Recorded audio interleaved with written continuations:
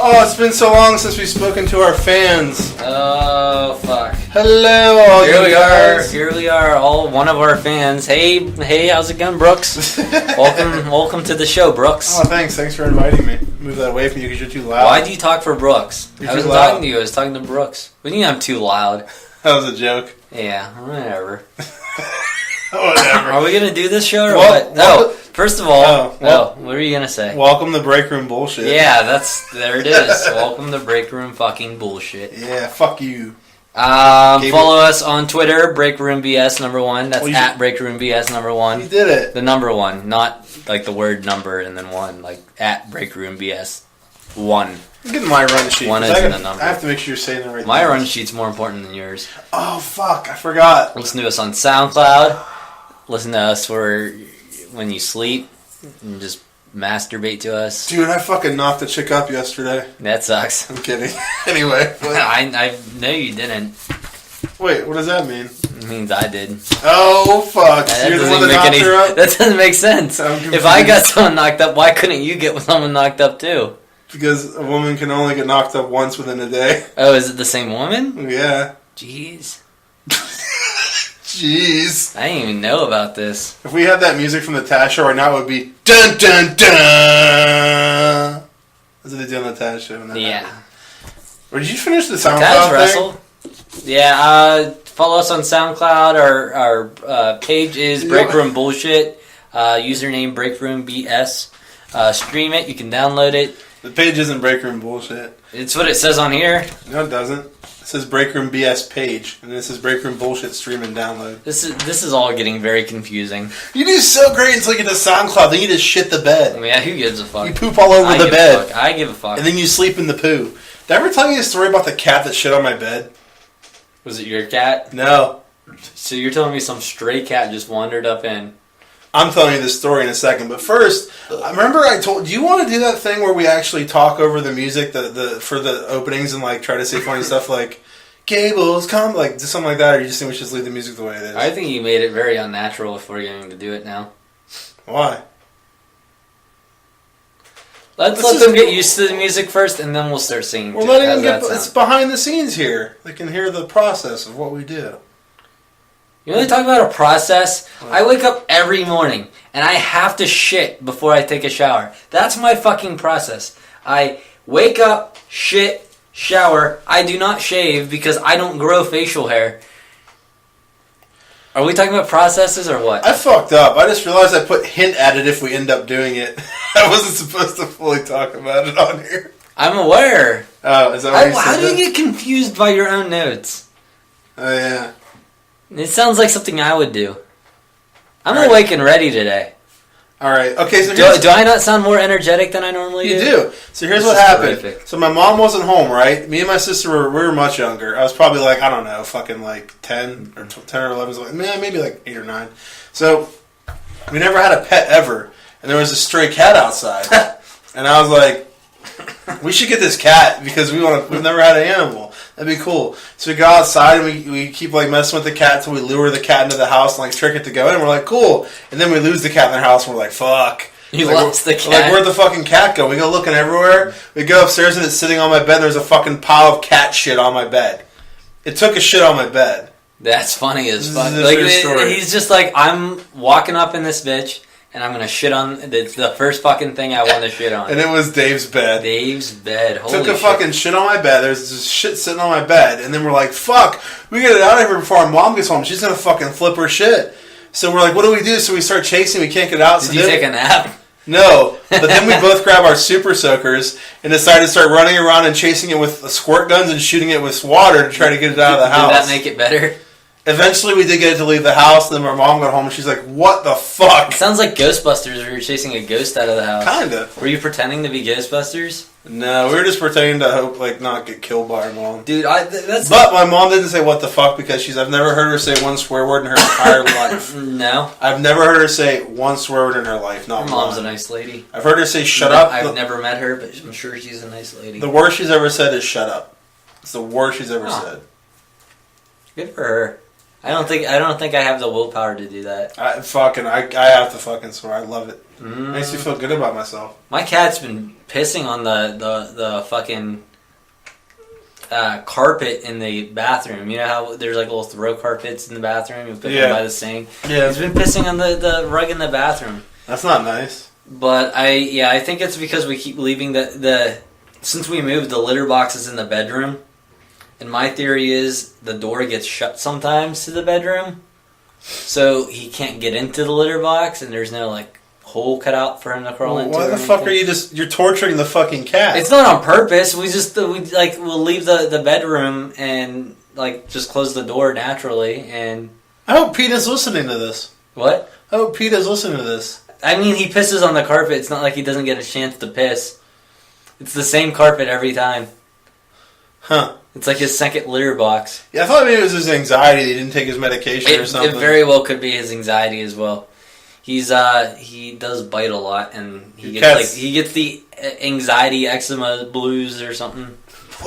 Your cat has anxiety. The suicide anxiety. Your cat's medicated. Eczema. Your cat's medicated. We do.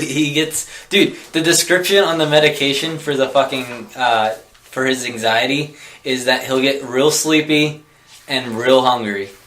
He's getting high. That's what's happening. My cat gets high. Does it sound there that he might get real suicide-y?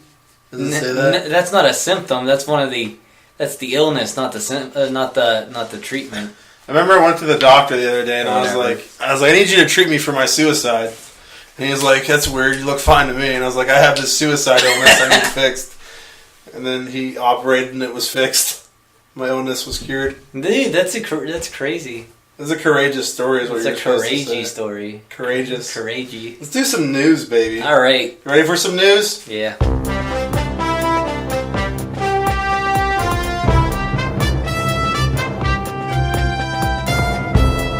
This was Gable's music idea. It wasn't long enough, but okay. I was looking at the seconds on there and waiting until... I didn't know. That's what I do. Is this still part of the song? I mean, the song's still going. It's fading out now. Oh, and we're back. We were already back that whole time. I don't know how this shit works. Whatever you do next time, just look at it, and then when it's like 10 seconds, that's when we start. I just realized you're the producer and editor of the show. And the star. And the star. Co-star, really. We're both co-stars. I'm just here for, to make Dave look better. You do look really good with them glasses. I've always wondered what it looked like if there was just cum dripping down your glasses. I just sound like what? What? I just sound like a complete idiot all the time when I talk about things, but then Dave talks about stuff and the listeners are like, wow, this is a lot better than that other guy who was talking. Yeah, I'm kind of like that chick that's already pretty hot, but has the fucking fat, ugly friend with her, so she looks even hotter. The Duff. You're my Duff. The Duff. You're my audio Duff. Podcast Duff. You're my podcast Duff. Let's do some news, baby. Ready for this? What's the first? What do we got? Are these in order this time? Why are you saying it like a dick? Answer the question. Okay, you answer my question, I'll answer yours. Yes, the guy that printed out all fucking 25 articles and put them in order and fucking highlighted them and got them ready. Yes, I also got them in order this time, Gable. Well, I'm glad you could do it right. You're a dick. Oh, you're so ungrateful. We appreciate you. Who's we? You got a fucking the mouse. Listeners, you got me, a mouse me in and your Brooks. Pocket. Oh, okay. Did you forget about Brooks? He's our one listener. I thought we were talking about the people that were working on the show. We got to talk about your how you hate his fucking idea for his. You made it sound much worse than what I said, but that's fine. I remember he sent this tweet. Now he was like, "We should do top 5." There's no order whatsoever to this show. We should do top 5 series finales. And I was like, this is pretty good. I can think of series finales. Finales. Is that like a finales? Yeah. Is that like a French pastry? I think it might be. Series finales. Finale. Dude, it might be a disease. Dude, I got a real bad case of the series finales. Yeah, it's like fucking dripping out of your... My butthole's been running all week. Okay. We both had the same... Yeah, I was going to say dripping out of your asshole, and you're like, my butthole's been dripping. Like, what the fuck? On the same fucking page. Anyway, that's why we have a podcast. We have such chemistry. No listeners, though, except Brooks. Back to alienating our one listener. So, he's like, we should do top 5 series finales. And I was like, all right. And Gable was like, that's fucking retarded. I was like, Gable, that's not nice. Did I actually say that? Yeah, and you were like, why That's hasn't funny. Brooks killed himself? And I was like, well, That because we need part our... I didn't say. And I was like, that's not nice, Gable. He's our one listener, and we love him here. So don't say those things. Okay, we're going to go from one listener to negative one listeners. Yeah, I probably clicks twice. But without that one listen, we can't get to 0. But anyway, so I tweeted him back, and I was like, you might want to come up with a backup in case Gable's vaginal infection doesn't clear up and he wants to be a bitch about this. Dude, I was trying to think of shows that I like the season finale of. I love Dexter, did not like the season finale. I love Sons of Anarchy, did not like the season finale. Seriously? Most of the shows that... I mean, I guess it was both. It was also a season finale for that season, too. Yeah, that's what I meant. But yeah, like most of the shows that I watch that I have finished, I ended up not liking the series finale. The only one that I could think of after trying to think of one for 20 minutes that I liked was the Friends series finale.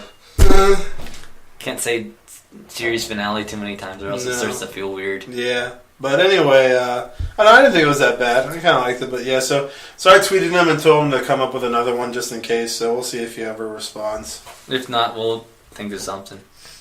Yeah. Follow us on Twitter, and then maybe you'll find out what it is if we don't say one by the end of the episode. Dude, Yeah, I'm talking low again. I started out real good, now I'm getting low. Yeah, that pussy syndrome. Can we start the news 11 minutes into the first segment here? Dude, we already played the news music. I know. Okay. Are we going to play it again or no? No, fuck it. Let's go. We're going to start off with a good article. Tom Holland talks Spider-Man sequel and future Avengers appearance. I mean, I thought that would be a given, wouldn't you? I would too. Okay. Okay, so basically you just deflated it. I deflated your news article. I didn't write the fucking article. Maybe you should have read it okay. Better. Right? Yeah, I mean... It would have been... He's not going to fucking take your turn, dude. He's not going to put on some fucking shoes. Sony talked Big about... Lebowski, remember? Yeah. Why'd you bring your dog bowling? He's not going to fucking take a turn, dude. He doesn't need a fucking pair of shoes. Oh, fuck. That movie's so funny. It is good. What were you saying? That's a shame. Now they're all out of order. We're in order. We're going to talk while Dave gets his shit straight. I'm stepping on it. I hate everything in this world. Sony talked about doing... like, they still want to do those other movies that they were talking about. Like, I think they still said they wanted to do a Sinister Six movie. Dude, the tie clip! My tie clip! I found it at my house. I think they still wanted to do a Venom and a Carnage movie and shit. Yeah. So, I don't know, maybe it's in reference... I don't know where I was going. I'm glad you took the reins while I was fixing that because you did the Dude, I had a train of thought whenever I started that, and I was hoping I would pick it back up whenever I finished that sentence, and I didn't. I need a mute button for you, like that I can hit and you'll be muted. If they made a Venom movie, do you think it would have Peter Parker in it? Yeah. Yeah, for sure. Okay, well, here's another question. You think if it has Peter Parker in it, do you think Tom Holland's playing it? No! You would assume so, right? Now that Marvel is producing their movies, I think that they will stay consistent with casting. I think Marvel would they'll be like, oh, Marvel, you guys are so good at what you're doing, and they'll just fix everything for us? Yeah, just especially what they said. Yeah. Maybe Fox will realize their douchebags. I think there was even a quote that the one guy from Sony said. He's like, yeah, we're not really sure what to do, basically. Do you remember something similar to that? No, but I didn't read a lot about that, so... Okay. Vision. Yeah. What's next? I mean, I didn't really cover this article yet. Oh, well, are you going to start talking? I mean, were you going to stop talking, or...? I did. All you right. had a perfect opportunity, and then you yelled vision like you have... what's that when you fucking Tourette's? get Tourette's, yeah. Yeah. Pussy! Can I talk now? Are you going to stop talking? I'm waiting. That's why it's funny because you're I silent. don't get it. Marvel okay, see, this is the problem. I start talking, you interrupt me within half a fucking second. Dude, why are you licking the top off the yogurt? You're fucking wasting it. That lid had fucking good cherry yogurt on it and you just threw it the fuck away. Now it's mixed with the pumpkin yogurt. That's weird. Dude, you're licking it, dude. You didn't even lick There's the whole... barely any on you it. didn't even lick the whole... Yes, because you didn't lick the whole fucking surface. Are you going to talk about... Are you going to talk about this article or You what? tongued the fucking middle of the surface. You lick the whole surface to get all the yogurt off of it. Are you going to talk about this article today? Are you going to speak up so we can hear you? Okay, Marvel Studios and Sony Pictures' Spider-Man Homecoming recently finished filming, but star Tom Holland is already talking about a possible Spider-Man sequel. My next project I can't tell you about, but we've just finished Spider-Man and we're talking about the second one, and who the villain is going to be and where we're going. I wonder who the villain's going to be in this. Oh. Yeah. It's all up in the air, said Holland. I believe some sort of deal is in the mix, but I'm unclear as to what the deal is. I think we can be safe to say the deal is going to include many Spider-Man sequels and also... Dude, I'm really confident with my prediction that Venom will be somehow brought to Earth by the Guardians of the Galaxy. It's a good idea. If not, then probably like, what's that, Captain Marvel or some other galactic. It'd be great if they brought Venom whenever in like the first Avengers, maybe to set it Dude, up for what if? Okay, so like, there's like the Infinity Wars is like the end to an arc, right? Yes. So to start the post credit scene for that, why not have like some sort of like symbiote move around at the like in some corner of one of the ships? I'm fine with that. Tease for it for the next Spider-Man movie. I'm fine with that. That'd be real cool. Yeah. Okay, Rachel McAdams' character won't become Night Nurse in Doctor Strange. Apparently, a lot of people thought she would. For some time now, things have been pointing towards the Marvel Cinematic Universe, bringing the lesser-known character Night Nurse into the fold. Rosario Dawson essentially took on the role in the Netflix shows, playing the character Claire Temple, but Marvel's Daredevil Season 1 showrunner Stephen S. DeKnight previously confirmed they were told not to use the name because there were plans to include her in the films down the line. So apparently they're going to have... Really? Yeah. I was very sure that she was Night Nurse, considering she's tending to... I think she's been in every Marvel Netflix series so far. Really? Yeah. Spoiler alert. Later, the signs pointed toward Rachel McAdams as playing the character in Doctor Strange feature film. It was seemingly confirmed when it was announced her character was none other than Christine Palmer, one of 3 Night Nurses in Marvel Comics canon. There's one wrinkle, though. Speaking with EW, Kevin Feige said that she won't become that character in this film. Look at this big chunk of cherry here. I will say that the storyline does not play into the movie. That's what Feige guy said about it. It's just as much fun for us as it is for the fans to speculate about that. When McAdams was asked about it, her answer was mum's the word on that one. So I feel like she's going to be Night Nurse. Did you see something about... Guardians of the Galaxy... Wait, what? Did you see something today about Feige making comments about crossing over the Netflix with the cinematic U? No. I thought I saw something today, and I look can't it up remember. on your phone while I do the next article. Can I have my phone? Okay, why do you say it like... Okay, I have some bad news for you. It looks like it came unplugged at some point. It was never plugged in. I apologize. It's been at 20% the whole time. That's unfortunate. It got no higher. Lower. Guardians of the Galaxy director thinking about Nebula solo movie. I was a little wary about including this article of yours, but I just decided I might as well let you. James Gunn and the director of Guardians revealed that he's been thinking about a solo film for Nebula. He responded to a question from a fan via Twitter by agreeing that Nebula should get her own standalone Marvel movie. I have a few favorites myself, but I agree that Nebula should lead her own film. It's something I've thought about from the beginning. So, I mean, if he has his way, perhaps we'll get a Nebula movie. I don't think we will. Yeah, I don't think so either. I don't think Marvel's going to be like, yeah, let's make a fucking Nebula movie. Everyone loves Nebula. Then again, she's going to be a big role in Guardians too, huh? She is on the poster. So maybe she'll be a more likable character. Maybe not. I guess we'll have to see whenever that comes out. I know she plays a sizable role in the Infinity Gauntlet comic. Oh, okay, cool. That's great. Cool. Oh, what the fuck? What? What are you fucking doing? What are you talking about? I said it was cool. Okay. What are you doing? I'm trying to look up this fucking thing you told me to look up. Why did it bring up a fucking privacy policy? I didn't even click on that. I clicked on the word Marvel. Why are you yelling? Brooks will get that. Why are you yelling? I don't understand what that means. Why are you yelling? Are you hitting on me? Why are you yelling?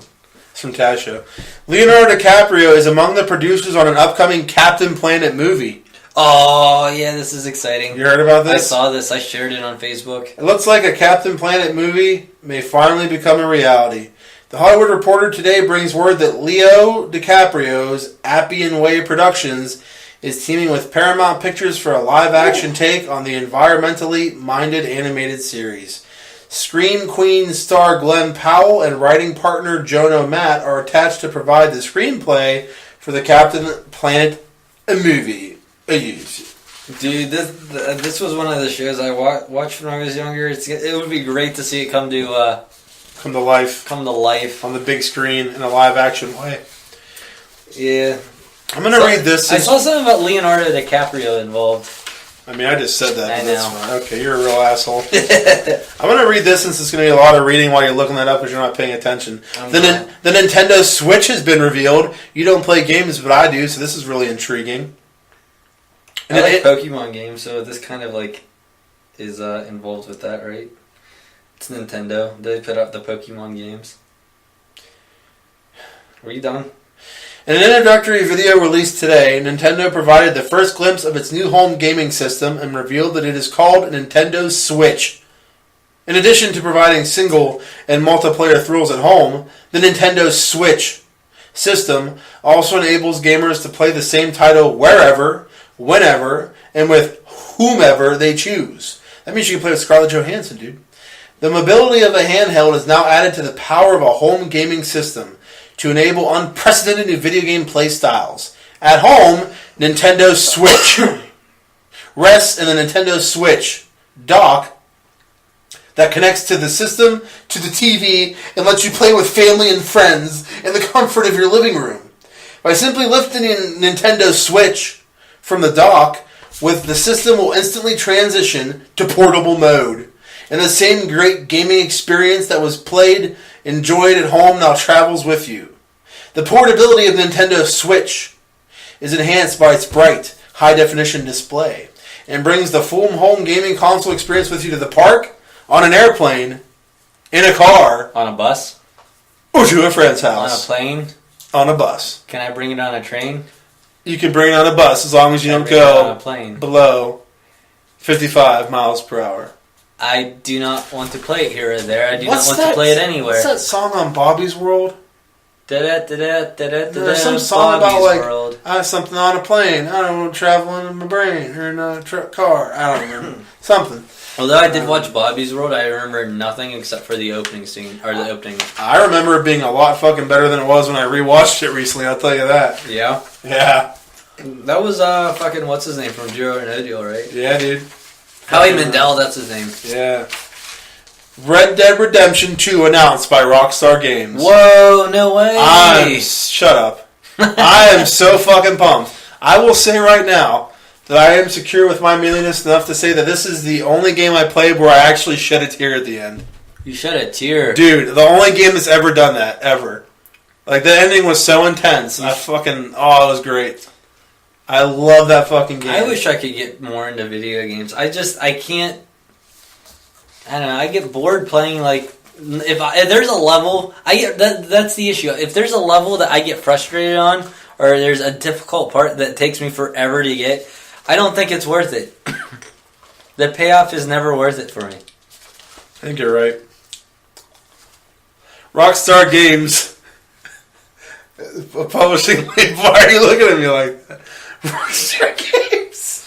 Rockstar Games, a publishing label of Take-Two Interactive Software, has officially announced the highly anticipated Red Dead Redemption 2. You're trying to take the heat off yourself. Will release worldwide in fall 2017. Well, I didn't do nothing wrong. I forgot I still had a drink left. All I did was lick the paper a lot while you spoke. They actually just released a trailer for this, I think, but I didn't get a chance to watch it. I have to check that out very shortly. No, they didn't. Oh, dude, I can't fucking wait to play that game. That first one was so good.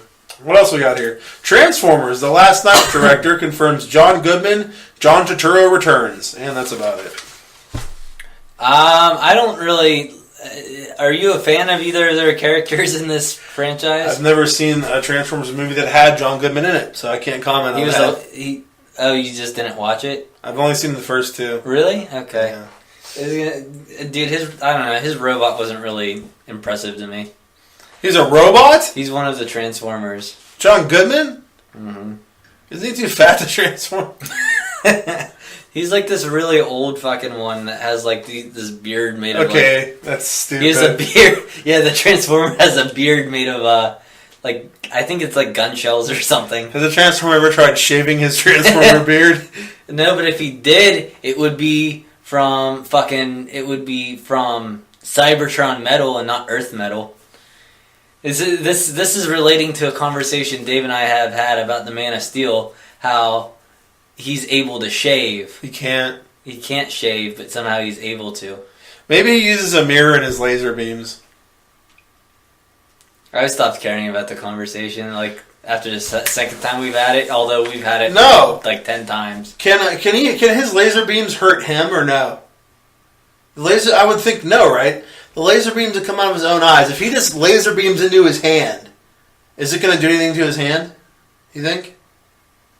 I don't know. Well, in that case, then he can mirror his face all he wants because that means it won't take off the hair. That's a shame. This is interesting. That's a shame. That's too bad. What were we? Goodman. Oh yeah, John Turturro. He was the fucking the douchebag from the first one, right? Yeah, I'm not. I was not a fan of that guy. I'm not a fan of him in anything. That, yeah. Oh, that's racist. Deathstroke. That's not true. I did like him in Mr. Deeds. Oh, cool. Deathstroke Joe Manganiello poses with... Okay, I gotta say... Okay, I'm really upset that you have this article. You can read it. Why do we have this article in here? Oh, because I wanted to talk about the idea of having Carrie Kelly as a Robin. The whole reason I did this, I was like, maybe he has something that he wants to talk about. Because the article annoyed me because the article, all it is like absolutely nothing real. Just complete guesswork. It sparked an idea in my head. Okay. Basically... Yeah, just sum it up. Okay. Anna Kendrick made a joke about being Robin, and they did some skit about it too. And then people were like, oh, she wants to be Robin because she also wanted to be in fucking Squirrel Girl or something, so she must want to be Robin. And since they did the skit, maybe Affleck wants her to be Robin too, and that's the end. Yeah, I even saw like Photoshop pictures of her online, like really well done Photoshop pictures of her online being Robin. Did it look good? I was thinking, you saw Dark Knight Returns, right? Yeah. Yeah. The girl.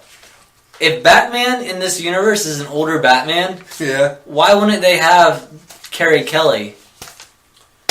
Didn't they say there wouldn't be a Robin though in this? Or no, I don't remember seeing that. Maybe I'm thinking of Dark Knight Rises. Maybe. I mean, but doesn't that make sense though? Yeah, it does, and it's a cool idea. I mean, I don't want to see Anna Kendrick playing it. Why not? Because she's annoying and I hate her. Really? Yeah, I want to hit her in the face sometimes. You don't think she's hot? No. Really? I mean, I think she is attractive, but I wouldn't want to spend time in a room with her. Is she like one of those girls where like you like to fuck her and then punch her in the face really hard when you're done? I'm not sure what that means, but yes. Oh. I'll try it. Like give her a strawberry shortcake where like you fuck her and then you come on her face and then punch her nose so the cum and the blood from her nose looks like a strawberry shortcake? I don't know if I want to think about that anymore. Okay. You shouldn't do that. You might get in trouble. You might. I didn't. You might. Okay. Speaking of Joe Manganiello, apparently he revealed that they're going to start filming the Batman in spring of 2017. That's exciting. Cool. Here, I appreciate that. Spring of 2017? Yeah. Dude, that's like a few months away. Oh, yeah. Nice. They're going to start filming soon. Next. Independence Day Resurgence. Let's talk about that. You didn't like that movie.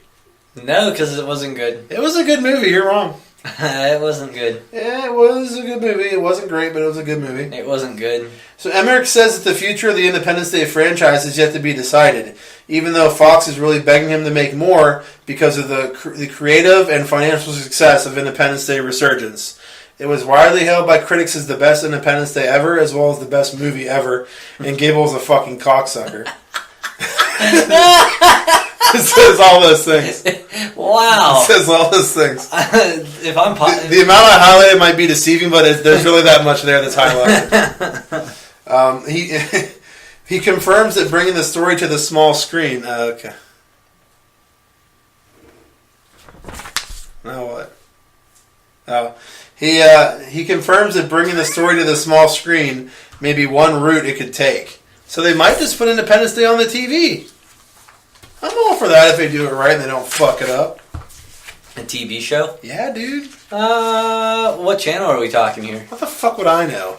What channel would you like to see it on? It's a PG-13. Netflix. Make it a Netflix show. Netflix? Yeah. Okay, there you go. Yeah, I'm down with that. Yeah, and I could only really see it being Netflix now that you say that. Netflix is the way to go. This really intrigued me when I saw it. Dwayne Johnson's WWE years inspired new Fox pilot. His years? WWE years. His years in WWE. Oh. Inspired new Fox pilot. Fox Television announced today that it has made a pilot commitment for the untitled Dwayne Johnson, Brian Gerwitz wrestling project. Brian Gerwitz is a former writer at WWE, a good friend of The Rock. What channel did you say? Fox. Okay. He's a good friend of The Rock, and he is currently works for The Rock as his main writer. Inspired by the real life experiences. Writer for what? Rock owns a production company, so I'm sure he has a lot of. I know he has TV shows and stuff. Okay, so he just writes for The Rock's TV shows. Yeah. Okay. Inspired by the real life experiences of Dwayne Johnson and former head writer Brian Gerwitz of WWE, the half-hour single-camera comedy offers a behind-the-scenes look at a fictional professional wrestling outfit and chronicles the one-of-a-kind odd couple relationship that develops between a charismatic young rock-like character and a painfully awkward comedy writer to the world of wrestling. So it's a show about nothing. Sounds good to me. Yeah, I love it. I love it. A fish out of water among all these alpha males, this very beta former sitcom writer needs as much help as he can get navigating the extremely passionate, sometimes crazy, and always unpredictable world of professional wrestling. So what type of show is this? A drama? Comedy. Okay. Yeah. Okay. I could get into that. Dude, how many television shows besides actual wrestling are there of wrestling shows? There's like not. a drama. A drama would be a really cool idea for a wrestling show. Like a fictional, dramatic wrestling show about the behind-the-scenes bullshit. That'd be a really cool show. Did you like The Wrestler? I was about to ask, did you see The Wrestler? Yeah, that's a really fucking depressing movie, but I loved it. It was good, though? Did you see it? No. It's really depressing. Wrestling's gay. They basically... Okay. You just offended our entire gay community that listens by saying that, but good job. Well, wouldn't they want wrestling to be associated Why are with you them? such a fag? I apologize. I didn't realize you called a group of our listeners a community. First of all, unless Brooks is gay, we don't have any gay listeners. We have 8 listens to the last podcast right now. Hey Brooks, can you be bisexual so we can say we have straight and gay listeners? It's the only way it's going to work. Thank you. Dude, The Wrestler, they pretty much said that the movie was based on Jake the Snake Roberts' life. Which is pretty accurate too. Did you watch that? We may have talked about this before because it sounds familiar. Did you watch that Resurrection? That's actually just what it looks like when you have cum and blood mixed together. But go on. Interesting. He's eating cherry yogurt, but go on. Did you watch that Resurrection of Jake the Snake on Netflix? Yeah, it was really good. Was it? Yeah, I heard good things. Yeah, it was good. All right, we have 2 more articles to go. We're going to end with a bang, but this next one... Isn't that how they always end? Yeah, okay. This next one may not seem like a big deal for a news article, but I love disaster movies like they depress me. Armageddon, Deep Impact. I fucking love movies like that. And CBS has given a straight-to-series order for 13 episodes of Salvation, a new 1-hour event series from Alex Kurtman and CBS Television Studios. This will be broadcast summer 2017. A suspense thriller, Salvation centers on an MIT grad student and a tech superstar who brings a low-level Pentagon official a staggering discovery that an asteroid is just 6 months away from colliding with Earth. Yeah, I definitely want to watch that. Just what I need to think about is dying. Yeah, I love thinking about dying. Oh, this is the creme de la creme. Yeah. Oh my god. Okay, I'd like to preface this with. 2 years ago. No, wait, what year is this? 2014. 4 years ago. 2016. 4 years ago. Wait, in 2010? I was fresh out of high school. Oh boy, look at For you. me, it's 5 years. I bet your butthole was all small and No, tight back fucking then. no. Oh, yeah. Yeah, it was a way different butthole It was back good- then. It was better days. It's been ruined. There's been better days for it. There's so many scars there. I went to this guy's fucking concert that we're about to talk about, and I fucking loved him ever since. Really? I liked him before that, but when I went to the fucking concert, that just ever since then, it just nonstop been following. Well, then this of course guy. it'll be perfect for the role. No, Okay, I just wanted to say I was a big fan. kidding. You're being Gable. a dick. I'm kidding. You're being a dick. You're being a dick. I've never been a dick. I didn't even know I thought that this was. Never mind, I'll say it afterwards. Lucasfilm announced today that Donald Glover, who I thought was the son of Danny Glover, will be playing the part of Lando Calrissian in the still untitled Han Solo Star Wars film. Glover will join Alden Ehrenreich, previously cast as Han Solo, and bringing two iconic Star Wars characters back to the big screen, but at a time of their lives previously unexplored. This new film depicts Lando in his formative years as a scoundrel on the rise in the galaxy's underworld. Does a galaxy have an underworld? Years before the events involving Han, Leia, and the Darth, and Empire Strikes Back, and his rise to rebel hero and Jedi. So that's pretty cool. Some casting news. Dude, I'm really excited for that. Yeah. Like, oh my, his stand. Is Like he in Spider-Man Homecoming? Yeah, he is. Dude, he's fucking dominating. Dude, what if he's playing Lando Calrissian in Spider-Man Homecoming? That's weird. The crossover has They're both begun. owned by Disney. The crossover has begun. They're both owned by We Disney. knew it was a matter of fucking time, man. Yeah, dude, he's real funny. Like his stand up. I don't know if you probably never watched his stand up, have you? I've seen it once. You have? I did not think it was funny though. You didn't think it was funny? No. Dude, that hits my fucking sense of humor right on the head. I had to turn it off, and I was like, only douchebags will watch this. Did you watch any of his YouTube videos from when he used to be part of a sketch show on YouTube called Derek Comedy? Do you like that? How many you didn't like that? Dude, I loved all those videos. All these things I said I watched, I haven't. Those were all lies. I haven't know. seen. I know. You didn't know that. You thought I did. I had a feeling.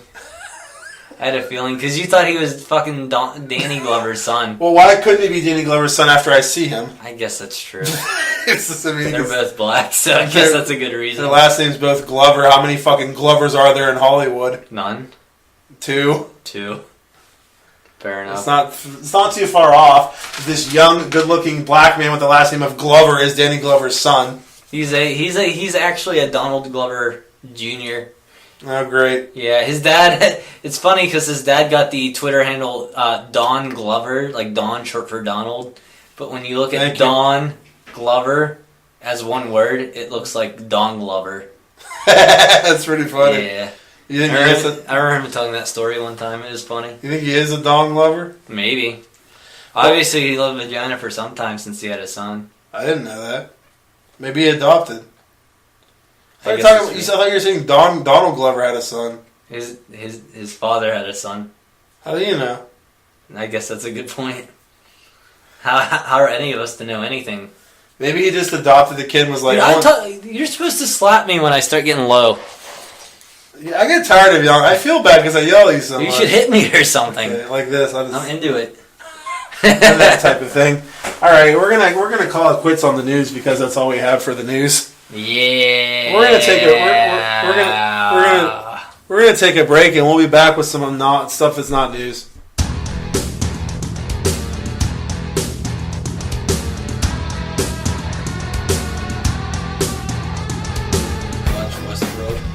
It's gonna be a while. We're back. Hello. So this is what? What are we calling this? We're calling this that we're back, and what were we just talking about? Westworld. Yeah. I hear that you like that show. I do. It's 3 episodes in right now. Really good. Netflix really spoils you with like releasing every episode at once. Yeah, dude. Okay, so everywhere you look, everywhere there's a heart. You're talking about Fuller House, aren't you? And hold on. Is that what you're talking about? I can't wait for season 2 of Fuller House. Dude, Stephanie Tanner's titties are so fucking big. Should I watch this? Yes. Stephanie Tanner's titties, Jodie Sweetin's titties are so large. Nice. Yeah. Yeah, dude, Westworld's really good. So I found out about the show, and I was going to have my dad. I don't have HBO. I guess I don't have a dad. That's just me. Anyway, go on. I was going to have my dad DVR it. This is after the fact that like 2 episodes are already in, and I'm like, "Hey, Dad, have you heard about the show Westworld?" And he's like, "Dude, I just watched the first 2." He calls me dude. I was gonna say, did your dad really say dude? He calls dude? me dude when he talks to me. Dude. Apparently, Your dad's so cool. Yeah, but he was like, "Yeah, I just watched the first 2 episodes. They're really good." And I'm like, "You didn't delete them, did you?" He's like, "No, I knew you'd want to watch it." And I was like, "Oh, you're the best." You're like, "I love you, Daddy." You say, "I love you, Daddy." No, he hit me. They say that he likes when you call him Big Papa. It's so weird. Oh. You should call your dad Big Papa next. So, I'm not doing that. I'm not doing that.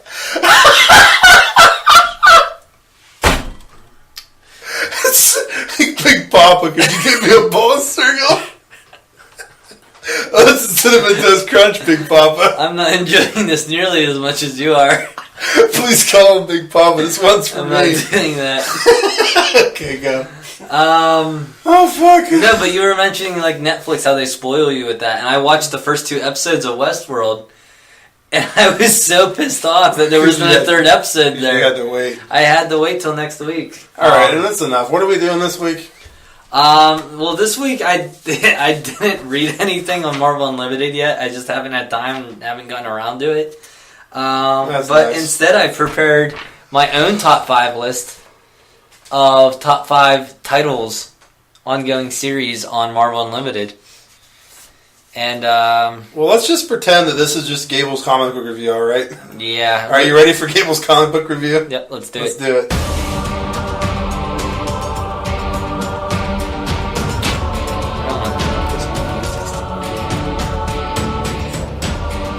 Alright, here we go. I think we actually went too long. Is that long enough? That was actually... No, that was good. Whatever. Alright. So you're not really reviewing any comics, but basically what you're going to do is you're going to give a short synopsis and I guess a tiny overall review of these specific series. Yeah. Yeah, you're right. Like, just going to talk about them a bit. Yeah. Tickle your balls.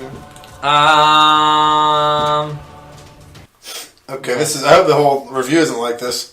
Yeah. Can you pause it for a second? I can pause it.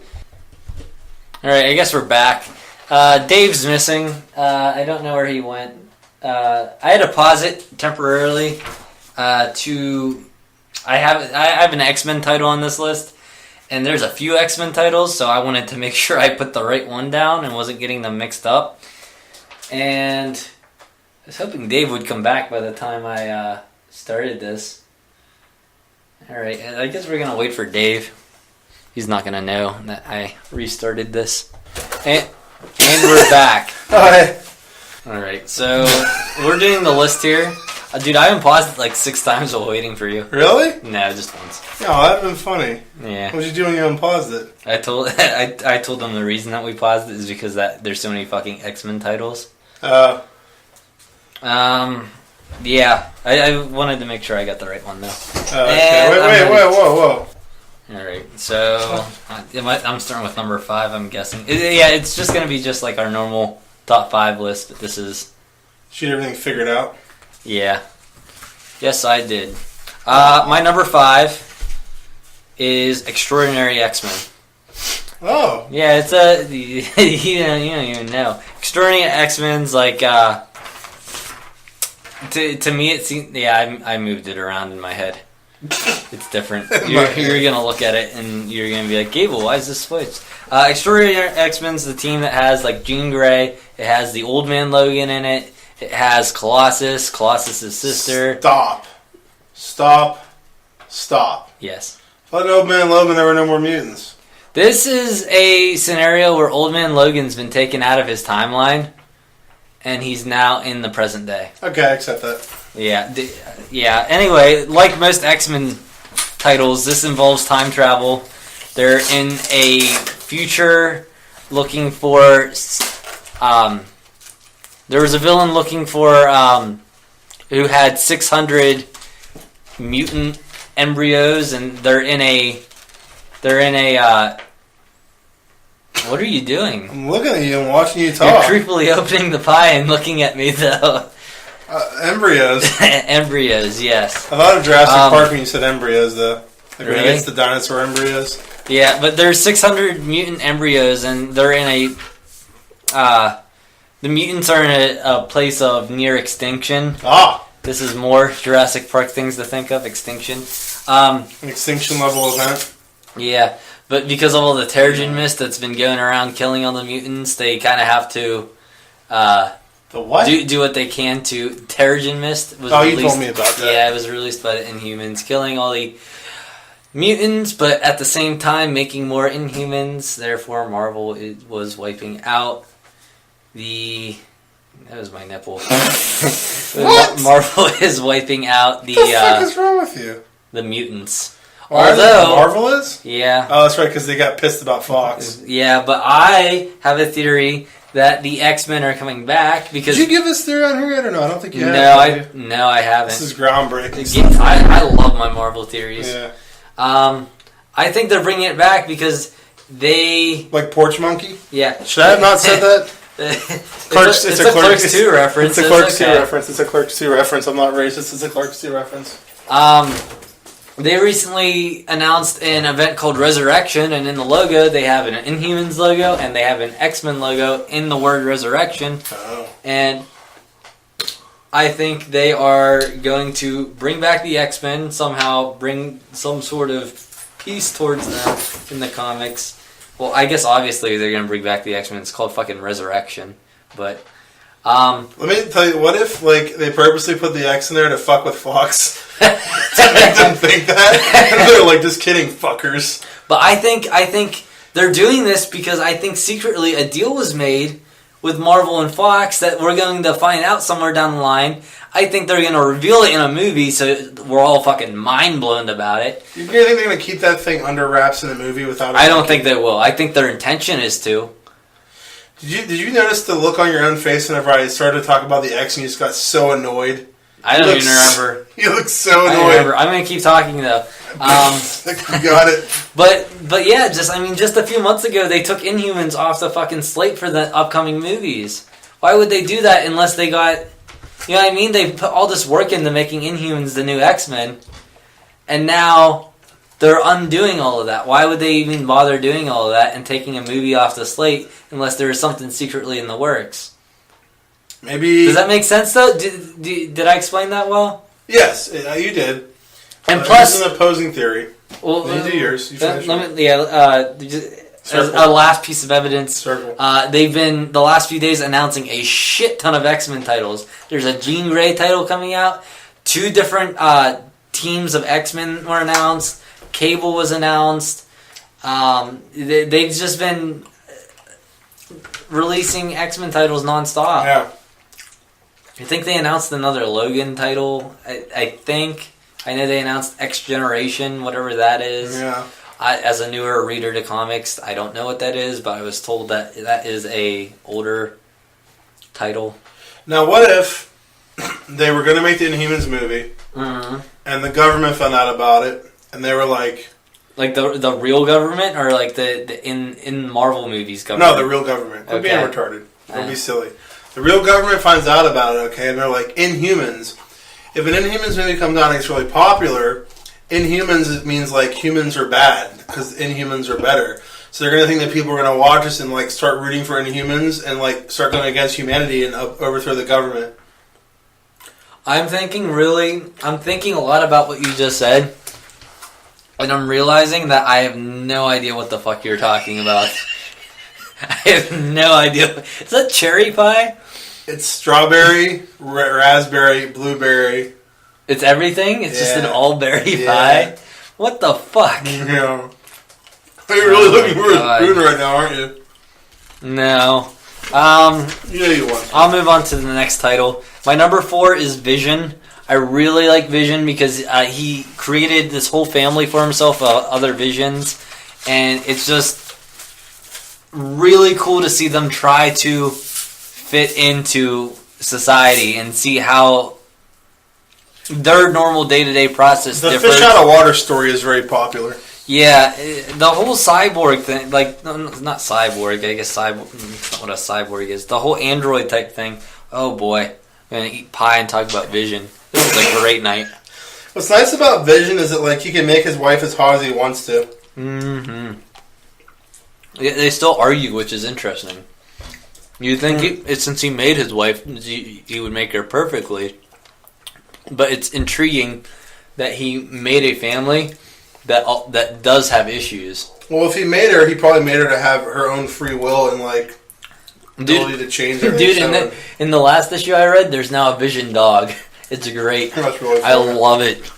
But yeah, I think that's another reason why I'm liking like shows like Westworld, because the whole like how human are they type thing is really fucking throwing me for a mind loop. What a fucking android. Do you have any questions about Vision? I just don't like the character in the movies. Do you think he's overpowered? Yeah. Dude, what the fuck was I? I feel like Doctor Strange is going to blow that out of the water in regards to being overpowered. I forget who the interview was with, but they said that Miss Marvel is going to be one of the most is without a doubt going to be the most overpowered character in the Marvel U. Really? I forget who the interview was with, and I really wish I could quote it right now. Well, like, what are her powers? I have no source. She seems to have some sort of like shooty, the general energy firing type. You know what I'm talking about? Like the very generic, like, oh, I'm shooting beams out, Like Yoda? type things. I don't know. I don't know her Like exact when Yoda fought powers. Dooku. They would like shoot like lightning bolts at each other. Sure, except not lightning bolts. It's like blast, Oh. the energy blast type deal. She can fly. I know she does some sort of thing that's called going binary. She has a binary form. Interesting. I don't know what the fuck it is though. I don't know anything about that character. Right, what's the next one? Vision? Oh, this pie is delicious. I know. Which one after Vision? Next comic after Vision? Yeah. Invincible Iron Man. It's just written very well. I know there's not really much to say about it other than it's good. Yeah. Kind of like the same thing with our. Remember I told you how I had like no notes for Big Trouble in Little China because it was good? This is kind of like the same thing. I'm like, it's really good. The action, how the action is drawn, I really enjoy. Everything that's going on with the story, like Mary Jane starting to work for Tony Stark. It's just a real cool story to follow. It's written by Brian Michael Bendis, who wrote the Ultimate Spider-Man, which I've talked to you a few times about before. What, Miles Davis? Miles Davis.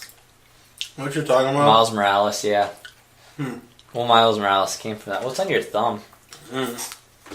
Nothing now. Nice. Just licked it off, that's why. Oh! You're good. My number 2 is the Doctor Strange comic, written by, I believe, Jason Latour. I might be pronouncing that wrong. That's pretty high. Are you really looking forward to the movie then? I don't know the full history of Doctor Strange, but I'm really enjoying the comic that's the current comic series they have right now. Dude, that pie was really fucking good. You should get one later. I'm going to. Maybe on my way home I'll stop. But yeah, the art in that is probably what like definitely secures that for me. Not only is the story really fucking cool in there, but the art is just breathtaking. Fucking fly. Isn't that gnat? When there's something really funny. No. Yes. When we were at work today, Gideon was doing hot dogs. Okay. Oh. He has them in front of the microwave, and he has like 2 buns sitting inside 2 hot dog containers. Wilson's sitting there, and I see a fucking fly right above the hot dogs. So I go to swipe them, and I fucking accidentally hit the microwave door and open it insanely. This is not knock anything. I literally I go like that fast, and the fucking microwave door flies open, hits the fucking hot dog buns, they go flying, and Wilson just starts bust out laughing. He's like, "What the fuck?" He's like, "Why did you do that?" I just thought you were. I was trying to kill the fly. I looked like I had Tourette's. I just was like out of nowhere. Look how much blue is from us just laughing and talking right there. Boy, that's funny. All right, Doctor Strange. Doctor Strange. You love the art. Fucking awesome.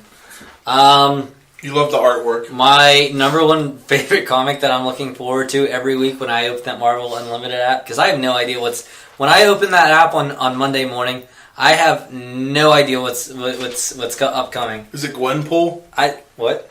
Huh? No. I have no idea what's coming, but whenever I see a new issue of Spider-Man, the Black Spider-Man, not Amazing Spider-Man, that one's boring the fuck out of me right now. More like when he's wearing the black costume? Yeah, with the black guy, the black kid. Why'd you call him the Black Spider-Man? Because he's not the white one. Why didn't you just call him Miles, or whatever his name is? Because I didn't think that you'd get it. The Black Spider-Man. That was way more... You don't think it's more confusing to say the Black Spider-Man when there's a white Spider-Man wearing a black Spider-Man suit? There is no white Spider-Man wearing a black Spider-Man suit. Yeah, there is. Who? I fucking saw him in the comics. He's wearing like a fucking black suit with a white spider on it. Probably at some point in time. I know there was. I've seen probably at some point in time. Anyway. You're such an asshole. Anyway. You're such a dick. Yeah, Spider-Man written by Brian Michael Bendis. That's another Brian Michael Bendis title. Jeez, really awesome. He's a good guy, that guy. Good guy. I'm going to be honest. The main thing that kind of spiked this to me wanting to read the next one so much right now is... the relationship that looks like it's gonna happen between him and Kamala Khan.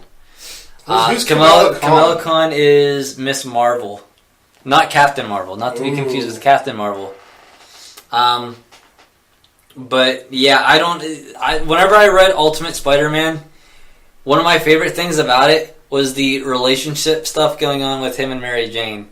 That's called the alien suit. That's what he's called. The alien suit. He's called the alien suit Spider-Man. Alien suit Spider-Man. Type in alien suit Spider-Man. Well, how come I typed in Black Spider-Man and then it came up? What if I type in alien suit Spider-Man? I mean, black. Why do your letters look so weird? It comes up under Black Spider-Man too, so I'm right. Why does Alexa Bliss nudes come up whenever I type? That's the weirdest thing ever. I don't know what caused that to happen. Better erase my history.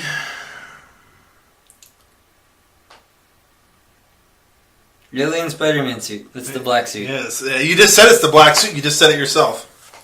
I win. You just accidentally lost. I win. Oh well. I'm the champion. Oh well. Oh well. What did I lose? Nothing. I lost nothing. Oh well. I lost nothing. That was so funny. Yeah, but the story's a lot more Spider-Man-y than the Amazing Spider-Man, where he's a fucking big-time business owner who's... Shit sounds so stupid. Who's his business is doing better than Tony Stark's. Tony Stark's is in the crapper, I think, because of Peter Parker's. Yeah. Peter Parker became Vince McMahon. Yeah, Miles Morales is... he's like in college. He's struggling with his grades. He's struggling as a member of the Avengers. It's a lot more interesting of a story than here's Peter Parker, who's super rich. Now he's fighting these Zodiac people. He's in space this issue. Now he's not. I don't know. It's just really, I don't know. The Amazing Spider-Man just... Is he traveling through time? How did he find the Zodiac Killer? Not the Zodiac Killer. It's like this Zodiac fucking organization where they're... I don't even feel like explaining it because I think they're so stupid. That's a cool top 5 list. I mean, any listeners, I'm sure, will want to check out all those titles because really they're great. They are great. Honorable mentions on there? Those are the top 5 titles, in my opinion. Honorable mentions. Honorable mentions. That Spidey. You just got them bashing? No, Spidey. Spidey was the one that revolves around Peter Parker, but it's kind of like they're rehashing of... That's a shame. What are you doing? My feet smell. Go. Yes, they do. Oh, boy. They're not that bad. No, they've smelled worse, like my own. They're like redoing like older Spider-Man stories, but I don't know, making it more fresh. Kind of cool. I do have a minor complaint about that. I don't think there's been any Mary Jane in that yet. So I'd like to see some Mary Jane. Although they do have him like tutoring Gwen. So I don't know. It seems more of a kid-friendly comic, so I don't think they're gonna kill Gwen. But I'd like to see them fully redo like all these rape stories. her or something. Dude, here's another theory that I just thought of. I love my theories. What if they're redoing this younger Peter Parker so they can get away from the industry Peter Parker, and they somehow bring that Peter Parker from that universe into the regular Marvel universe? It's a possibility.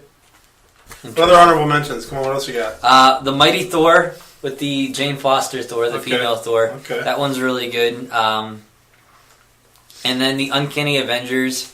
That's that one's pretty good as well. I've reviewed that on here before, I think. Cool. Yeah, because with the Red Skull and stuff, the Red Skull twist, remember the Red Yeah, Skull that was twist? really cool. Yeah. All right. That one's written by. You notice I love Deadpool, and I don't have a Deadpool comic on here. Technically, Uncanny Avengers would be the Deadpool comic, I guess, because I don't like the regular Deadpool storyline that I've been reading so far. Do not like it. It's been like the last 4 issues have been him talking to Wolverine about his parents being dead. Oh. It's had like the same summary every time I've read the summary page. I'm like, yeah, because nothing's happening in any of these. That's about it then? Yeah. All right. Yeah. Cool. What are you doing? I have been reading some other things lately, Dave. What are you talking about? I've been reading some other non-Marvel things. Do you know I read non-Marvel things? See, what was supposed to happen was supposed to be like, is there something you want to ask me, Dave? Yeah, and it was supposed to be clearly obvious that it was scripted, right? Yeah, because I remembered the whole time, and I was purposely not asking you because I was gonna turn into something funny. This is our purpose, our on purpose, this is unscripted. Our scripted, non-scripted. We scripted it to be non-scripted, but it was actually scripted. This is my ideal comedic exchange about what happened. You'd be like, "Don't you want to ask them?" I'm like, "What do you mean?" You'd be like, "You're supposed to say this about the thing," and whisper it so they hear it, and then I'm like, "Oh, okay, yeah," and then I just say it louder. That'd have been really funny.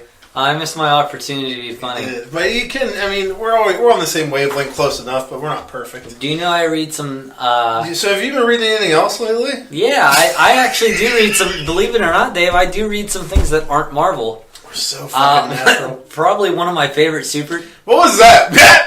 I had a tickle I was trying to hold back in my throat. Now that we addressed it, I'm going to let it go. I do read some. That was great. Yeah. One of my favorite one of my favorite superheroes is Green Lantern. No. And I guess he's becoming. I'm not saying he is my favorite, but he's becoming my favorite right now because I've been buying and reading through all the Jeff Johns run of him, and I say him, but I mean I guess them. No, it's him because it mainly focuses around Hal Jordan because there's a shit ton of Green Lanterns. Do you have questions or something? You look confused. No, I'm fine. Constipated, or can I get you a laxative? No. I will start running out of my butt right in the middle of the show. But yeah, the last one I read was the Sinestro Core War. Oh. Yeah, and I really, really like this, and it really knocked him up a few pegs on my list. You said knocked him up in pause, and I got really confused. Knocked him up a few pegs on my list. Yeah, the whole thing about the Jeff Johns Green Lantern run that I really love is it can be used as a very, very heavy What's the word I'm looking for when you use something as like an example for something else? I'm having tired. You're using an example of something for something else. An It's example? it's like it's very like symbolism. And what's the word I'm fucking looking for? Like Darwinism? Can't think now. Could not think. Is the word metaphor? It's the word metaphor. Dude, I'm so glad you thought of it and I didn't say it. Then unpause it and then have you shout it out. I don't know what you're talking about. I said it and I'm the great. It's a real strong metaphor Dave the Great. for dealing with depression and anxiety. The whole comic revolves around Hal Jordan fighting off fear. Fear is literally consuming him. Like there's a literal entity that is the embodiment of fear that consumes him and overtakes him and becomes him and acts for him. And it is real cool how they use willpower and how you kind of have to... Literally, you have to use willpower to overcome your fear. And it's just, I don't know. I can't do it justice in words. I really cannot. I see. What are you... Oh, I hate you. You said... I had that for the last show, and you said don't be annoying. And what do you do? What the fuck do you do, Dave? Yeah, but... Yeah, but in Green Lantern, Okay, we're done with that. Yeah, I don't know what the fuck that one was. We're not using that thing ever again. No. I'm not even testing their buttons that looked interesting. I gotta find a fart noise. Other than that, I'm done. A fart noise? Yeah. Go on. Yeah, but I mean, the whole battle, the whole Sinestro Corps war is the Green Lanterns who represent willpower and the Sinestro Corps who represent fear. So all these different characters that represent a different emotion, you think this is like a giant metaphor? It's a giant metaphor, and it sounds like real like cheesy, I guess, but I definitely think it could be used as a... What was that? Wow. Wow. Okay, I can't. There's no fart one on there. How do you have a soundboard without a fart noise? That's all I'm saying. Go on. Yeah. I actually brought the book if you want to look through it. That's actually a pretty good idea. Yeah. Like this child will stop playing with the soundboard if I give him something that's shiny for him to look at. Here's a shiny toy for Wonder Woman. Yeah. Please tell me her pussy's exposed in this. No, I don't think anyone's vagina gets exposed. Ooh, I like that color.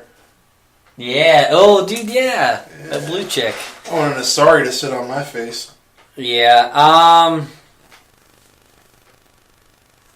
Okay, let's talk. Let's not sit here in silence. Yeah. No, but I really love this this series, and I'm going to keep dishing out $10 to $20 per book. Why isn't this called Black Lantern? Why would it be called Black Lantern? Oh boy, is the guy black? No, there's a character that has an all black costume on. No. Moving on. I don't understand. I hate you. Okay. No, but I've even went online and like read some like other people's reviews on it, and they seems pretty well liked. A lot of people have used it as a mental like Darwinism. Why do you keep saying fucking Darwinism? Why do you hate me? I need help finding a word and you hate me. Dave, I'm having trouble thinking of a word. Can you help me? Darwinism. I like how you just start a sentence and stop in the middle of it and want me to know what the word is. There's no way this review anywhere comes close to giving this book justice. I mean, that in and of itself right there kind of helps. You're saying that's how good it is. Yeah. You're saying that people really should buy this and read it. Yeah. Especially people who are dealing through depression. Really? Depression or anxiety. I know a newer character, a newer member of the Green Lantern Corps.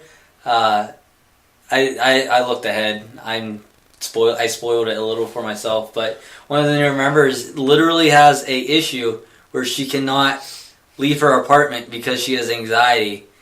And I'm interested to see what they do with that whenever I get to that. Well, like when someone who's depressed is reading it and they're always like paranoid and they see that the fear guy here jumps into some fire and they jump into some fire and kill themselves by accident. Yeah.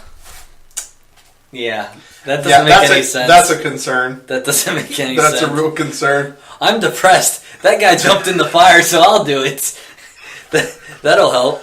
I mean, it'll burn the depression but away. Let's see if I can find it. There's what really was cool in here was whenever that entity takes over one of the Green Lanterns, he's given in the fear.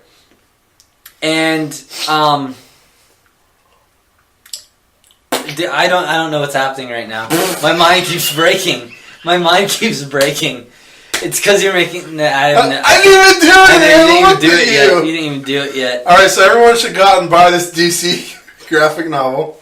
Yeah. Oh, I remember what I was talking about now. Okay, there's an image where one of the Green Lanterns who had that parallax take over him, this embodiment of fear, to overcome it, he has to use his willpower to separate himself from the character, and the image of him ripping the entity's skin away from him and tearing out of the entity. Reminds me of Spider-Man 3 when he ripped Venom off him, kind of, whenever he realized. Yeah, like it's a real strong metaphor for just overcoming your fear. And it's just, I don't know, it's real, it sounds real cheesy, but it's really inspiring. That sounds cool. It's what, I mean, at the end of the end of the day, the end of the book, isn't that what heroes are supposed to do, inspire us? Yeah. Yeah, it's cheesy. It's cheesy. I mean, there's a lot of things that make fun of you for. That's not one of them. No. There's plenty of other things, like the way you have your legs sitting like you're a queer, yeah. The close crossed leg thing as opposed to the ankle on the knee. In your defense, Captain Picard sits the exact same way. And he's a fucking man. All right, are you ready to wrap it up? Last statement is one of the taglines for Green Lantern is that he's like the man, Hal Jordan, the man without fear. And Sinestro, who you saw the movie, he was a former Green Lantern. He's like, aren't you guys supposed to not have fear? And he's like, no, we have fear. We just control we overcome it. So that's one of like I stutter a lot, don't I? Yeah. I stutter a lot. That's like one of the messages. The main messages for it is that it's not wrong to have fear or anxiety. You need to be able to use your willpower, literally, like willpower, and overcome it. It's a good message. There's nothing wrong with being fearful or. There's nothing wrong with a comic book having a good message. Yeah. I mean, a lot of them do. I've tried to talk. I remember during the. Here we go. Dave's an asshole. During the test run, I had the whole message of Jane Foster, saying that she could still be productive with her cancer, and Dave just destroyed me. How did I do that? You just. I don't even want to talk about it. Wasn't something like some little kid? She says like, well, she has cancer. She's gonna die. Why should I try? She's not gonna die because she can become Thor. What do I have going? I don't got nothing going for me. I get some ice cream if I'm happy, if I'm lucky. Yeah. With another day of puking. Yeah. All right. That was depressing. I love. On that note, this half-assed comic review. Like I said, Green Lantern I cannot do enough justice for, especially the Jeff Johns run. I just fucked up. All right, we're gonna take a break, and we will be back with some movies. Dude, the comic thing was just an hour long. I didn't stop yet. I know. Go. All right, we'll be back.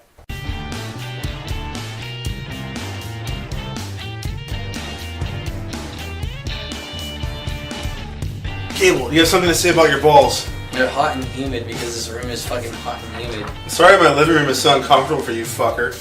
Well, yeah, I mean, whatever. I guess you're not worried about your air conditioning since you're moving. Fuck it. Fuck it. Fuck it. Fuck it. We're gonna review some movies. Okay? Are you ready for us to review some movies? Are you ready? Let's do it. It's movie time.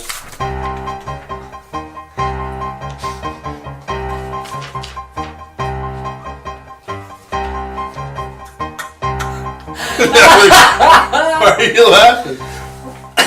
Why are you yelling? Why are you laughing? Why are you yelling? I don't even know what you're fucking talking about, man. We're first going to interview Jack Reacher, Never Go Back. You're a douche. Never Go Back to Jack Reacher. Here, you want to hear the synopsis for Jack Reacher, Never Go Back? Dude, I was just telling Dave how I was like, people are so excited to see Jack Reacher because it's part of that whole Hunt for a Red October franchise. And little did I know, or little did I give a fuck, it was actually Jack Ryan. You silly bastard, you. I think Chris Pine was in the last Jack Ryan movie, actually. The guy that played Captain Kirk. Who cares? Can't remember the fucking name of it, but... All the spy movies are the fucking same, man. You're an asshole. I sincerely thought that those were all connected, like Jack Ryan and Jack Reacher and shit. Really? I thought it was the same thing, to be honest. I forgot there were two different names. Yeah. I think I actually own one, Jack Ryan on DVD.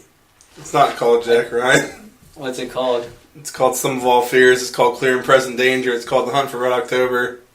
It's not... Jack Ryan's not in the title. Are you sure? He's the main character. Isn't there a name of... Isn't one of the names Jack Ryan Shadow Recruit? I haven't heard of that. Do you want to make a bet on that? $5? Yes. Let's do it. Alright.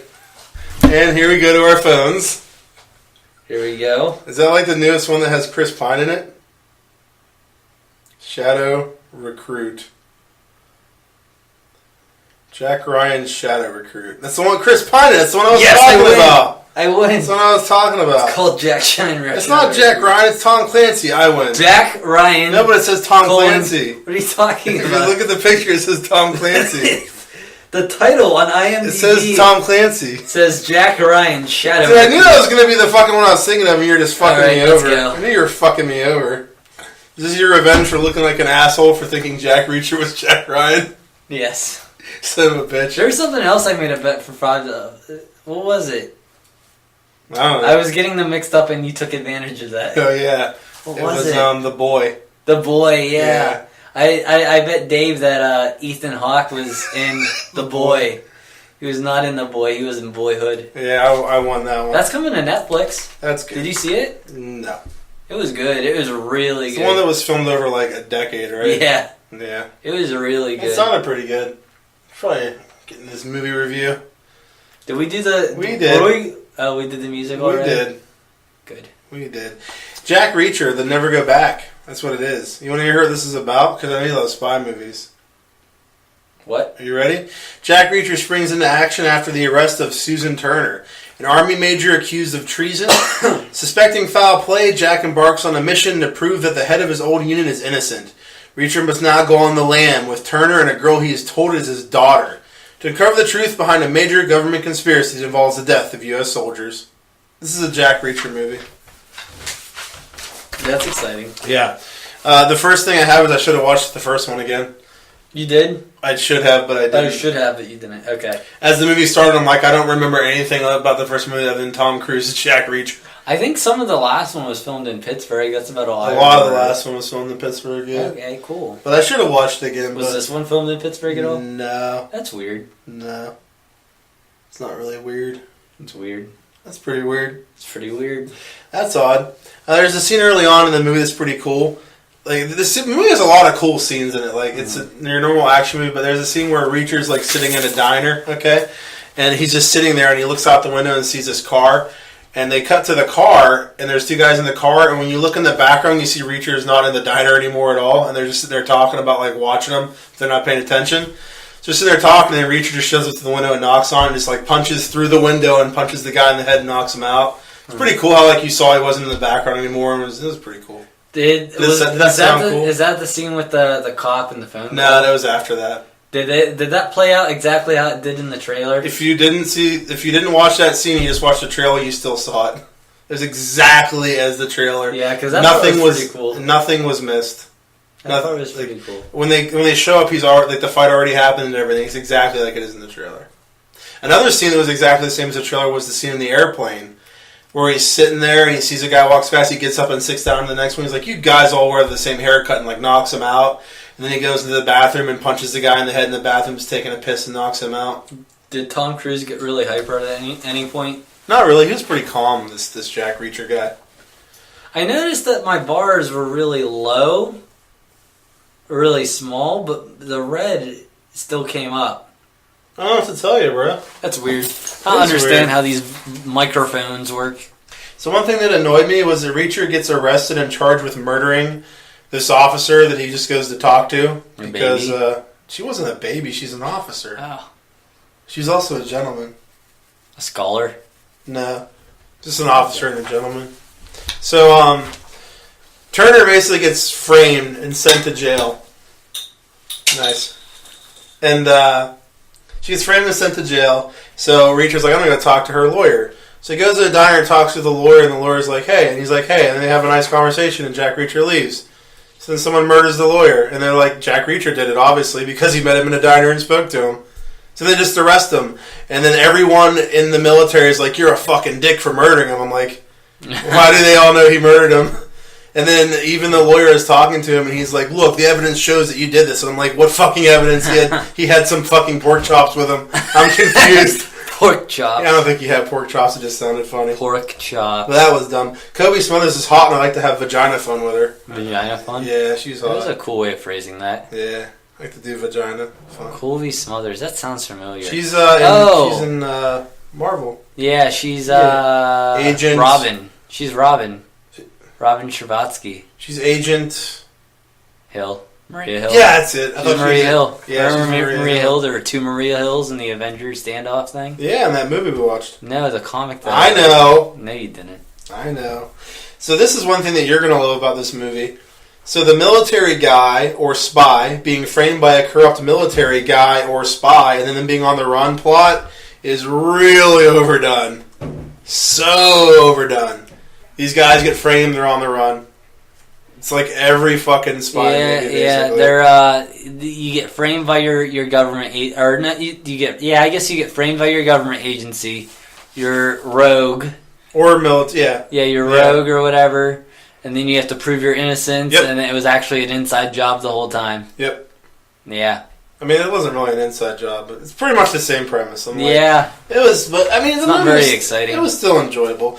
Madeline Horcher, who I've never heard of in my life before this, plays the sergeant that's helping them. Is she hot? She is so fucking hot. You're like, why else would he mention her? There's a lot of hot. She's so fucking hot, dude. Dude, I watched a clip from that no, not Masterminds. What's that new one? Keeping Up with the Joneses? Yeah, and that girl who's in it, there's a lot of boobage going on. Yeah. You watch that, right? Yeah. Did they show her boobs like that the entire movie? No, you're just thinking of the scene where she's in the dress. Yeah, okay. Yeah, she has some nice boobage going on there. I thoroughly enjoyed all the stuff with Reacher and Turner. Like, once they go on the run, Reacher and Turner and the girl who... Basically, he's told that some girl like is suing the military because he's her dad. Like, he's this girl's dad, and the mother's suing him for fucking child support or some shit. And he's like, "That's bullshit. I don't have a daughter." And then, but the guys that are framing them try going after her because they think it is his daughter. So him, Turner, and the girl are all together, and like all the stuff with them was really cool. Like it was well written. Did Reacher slobber all over Turner the whole time, or no? Yeah, not really. No. His parts are... He's just such a douche. He's just such a dick. Like, he just doesn't know how to talk to people. like the one, like, they're in a hotel, and the girl's there, and he's like, all right, I'm going to go do this. You stay here with the daughter. He's like... She's like, this is bullshit just because I'm a woman. He's like, yeah. She's like, did you think just because I'm a woman I can babysit? He's like, yeah, I don't know how to babysit. And he just leaves her. I'm not mad that I skipped this movie. It was good. I mean, but you don't like spy movies. I hate spy movies. But it's not a spy movie. I hate Jack Reacher. It's not a spy movie. Red Dawn, or not Red Dawn. Red Dawn was good. The original, not the new one. It's not a spy movie. James Bond sucks. Yeah, like I said, it was a typical action movie, but there was a lot of really cool scenes and a lot of cool stuff that happened, so it made it enjoyable for me. It's kind of ridiculous, though, that every time someone's following him, half the time he doesn't even look, and he just knows this guy's fucking following him. It happened like 5 or 6 times. Like, he would just be walking down the street, there's some guy walking behind him, he's like, "Who's this guy on our tail?" I'm like, "Well, how the fuck do you know?" I was waiting for, like... If there was, like, some little subtle hint that he noticed, like... That they should point out. Yeah. And for half the time there was. Like a close-up on some little small thing that, like, he noticed, like, some rubble that was disrupted, and he's like, someone was walking there. That rubble got disrupted. The rubble. But what I thought would be funny if, like, he thought someone was following him and he turns around and beats the shit out of him, it's like a baker or a mailman or something. A baker. And they just start, like, fucking. Yeah.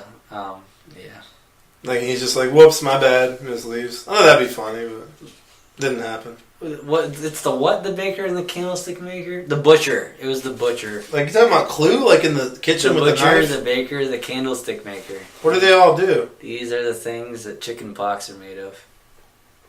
You can't make chicken pox. Silly bastard. That's your response. Can't make chicken pox. Can't make fucking chicken pox, man.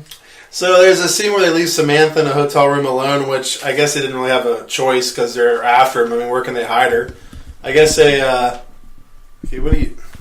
guess a hotel room that's like that, you know, they don't know where you are is the best place as any. But so they leave her in this hotel room alone. So she just picks up these stolen credit cards and starts ordering food. I'm like, I think Richard had the common sense to say don't use these credit cards that can probably be tracked because they get tracked and they find her. But you would figure, yeah.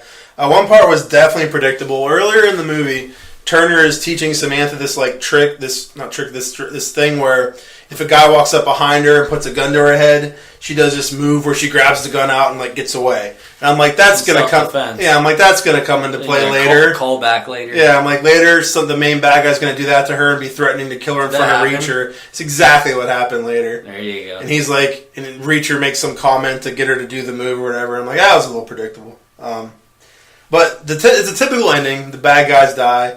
The good guys live. They clear themselves. So it's all good. Hail Satan. Yeah, but I'll tell you one thing, though. It turns out that Samantha's not really his daughter. And there's this scene where they're saying goodbye to each other. It was really good. It was a potential tearjerker. Potential? Did you cry? I did not cry, but I was like, don't cry. Don't cry. I wasn't going to bawl or anything, but I was like, this is really emotional. Samantha from Sex and the City. Yeah, because there's a scene earlier where she has a phone and she like slips into Reacher's pocket for something. So at the end, they're saying goodbye, and he's like, maybe I'll see you again. So she hugs him and like slips the phone in his pocket, and he's walking down the street, and it goes off, and she texts him, she's like, "Miss me yet?" And I'm like, "Aw." She slipped it in Reacher's pocket? Yeah. So Reacher can notice people without seeing them, but he can't notice the phone gets slipped. He's not suspecting this little girl's going to do something to him. I guess. I thought the same thing too, though. I'm not kidding. He picks up he didn't notice it in his pocket. I thought the same thing. Yeah, I swear to God, that gets slipped in his pocket. Pants just got a little heavier. Yeah, but it was I think it was a great ending, a nice emotional ending. Yeah, I like the ending. Sounds pretty dumb. I mean, you're a faggot. So. Wait, we're not allowed to say that, remember? What, faggot? No. We're allowed to say that if one of us is gay, and we'll leave it at that. So, I gave it a 7 out of 10. I'll give it a 3. 7 out of 10 is pretty good. I'll give it a 3. 7 out of 10 is pretty good. I thought it was better than the first one for sure. I didn't see it, but I'm giving it a 3. 7 out of 10. Wait a minute. Yeah, so that's what I think of the Jack Reacher. And now we're going to do, and by we I mean me, it's time for Ouija, Origin of Evil. Now, explain to them why you get to do 2 movies and I'm only doing 1. Explain to them in detail. So basically what normally happens is we prepare for these podcasts, and I always put a lot more work into it than Gable does. Yes. And you're the producer, you should. I watch all the movies. If we're lucky, he'll take the time and the effort to go watch one. If not, I'll just watch them all and I take notes. I've had a movie prepared for everyone so far except this one because we're doing 2. Not when we first started, you didn't. Pretty sure there's one you missed. Are you sure? No. Alright, let's carry on then. Ouija. Wait, so what happened though? What do you mean what happened? Why am I not reviewing a movie and you're doing a second one now? What did I say my movie was going to be? Because after I told you it wouldn't be ARC, you didn't feel like going to watch a movie when you weren't doing anything anyway. Mm-hmm. You're like, I hate you so much. This was already after my window to go see a movie, though. You could have went in the middle of the night on Wednesday night. That's fine, I guess. Why didn't you? Let's go. Come on. Why didn't you go in the middle of the night on Wednesday night? Because I didn't find out that that you already watched Ark and planned on doing a review as well for Ark. Till after Wednesday night. That's not accurate. It was before Wednesday night. I'm not so sure about that. Are you sure you're not sure? I'm sure I'm not Should sure. we bet another $5? No. Come on. Because I'm up $5. Very rare that I'm up. Okay. Although, wait, did Suicide Squad leave all theaters yet? It's probably still in dollar theaters. Okay. I'll hold off then on our other bet until then. Okay. This is a sequel to the first Ouija that was just called Ouija. Mm. A prequel, actually. In 1965 Los Angeles, a widowed mother and her 2 daughters add a new stunt to bolster their seance scam business and unwittingly invite authentic evil into their home. When the youngest daughter is overtaken by a merciless spirit, the family confronts unthinkable fears to save her and then her possessor back to the other side. And send her possessor back to the other side. Hello to the other side. This movie was awesome. I liked it a lot. A lot. Alright, so next one we're doing is Ark. Yeah, we're going to go ahead and get a little more on this one first. I misunderstood. Yeah.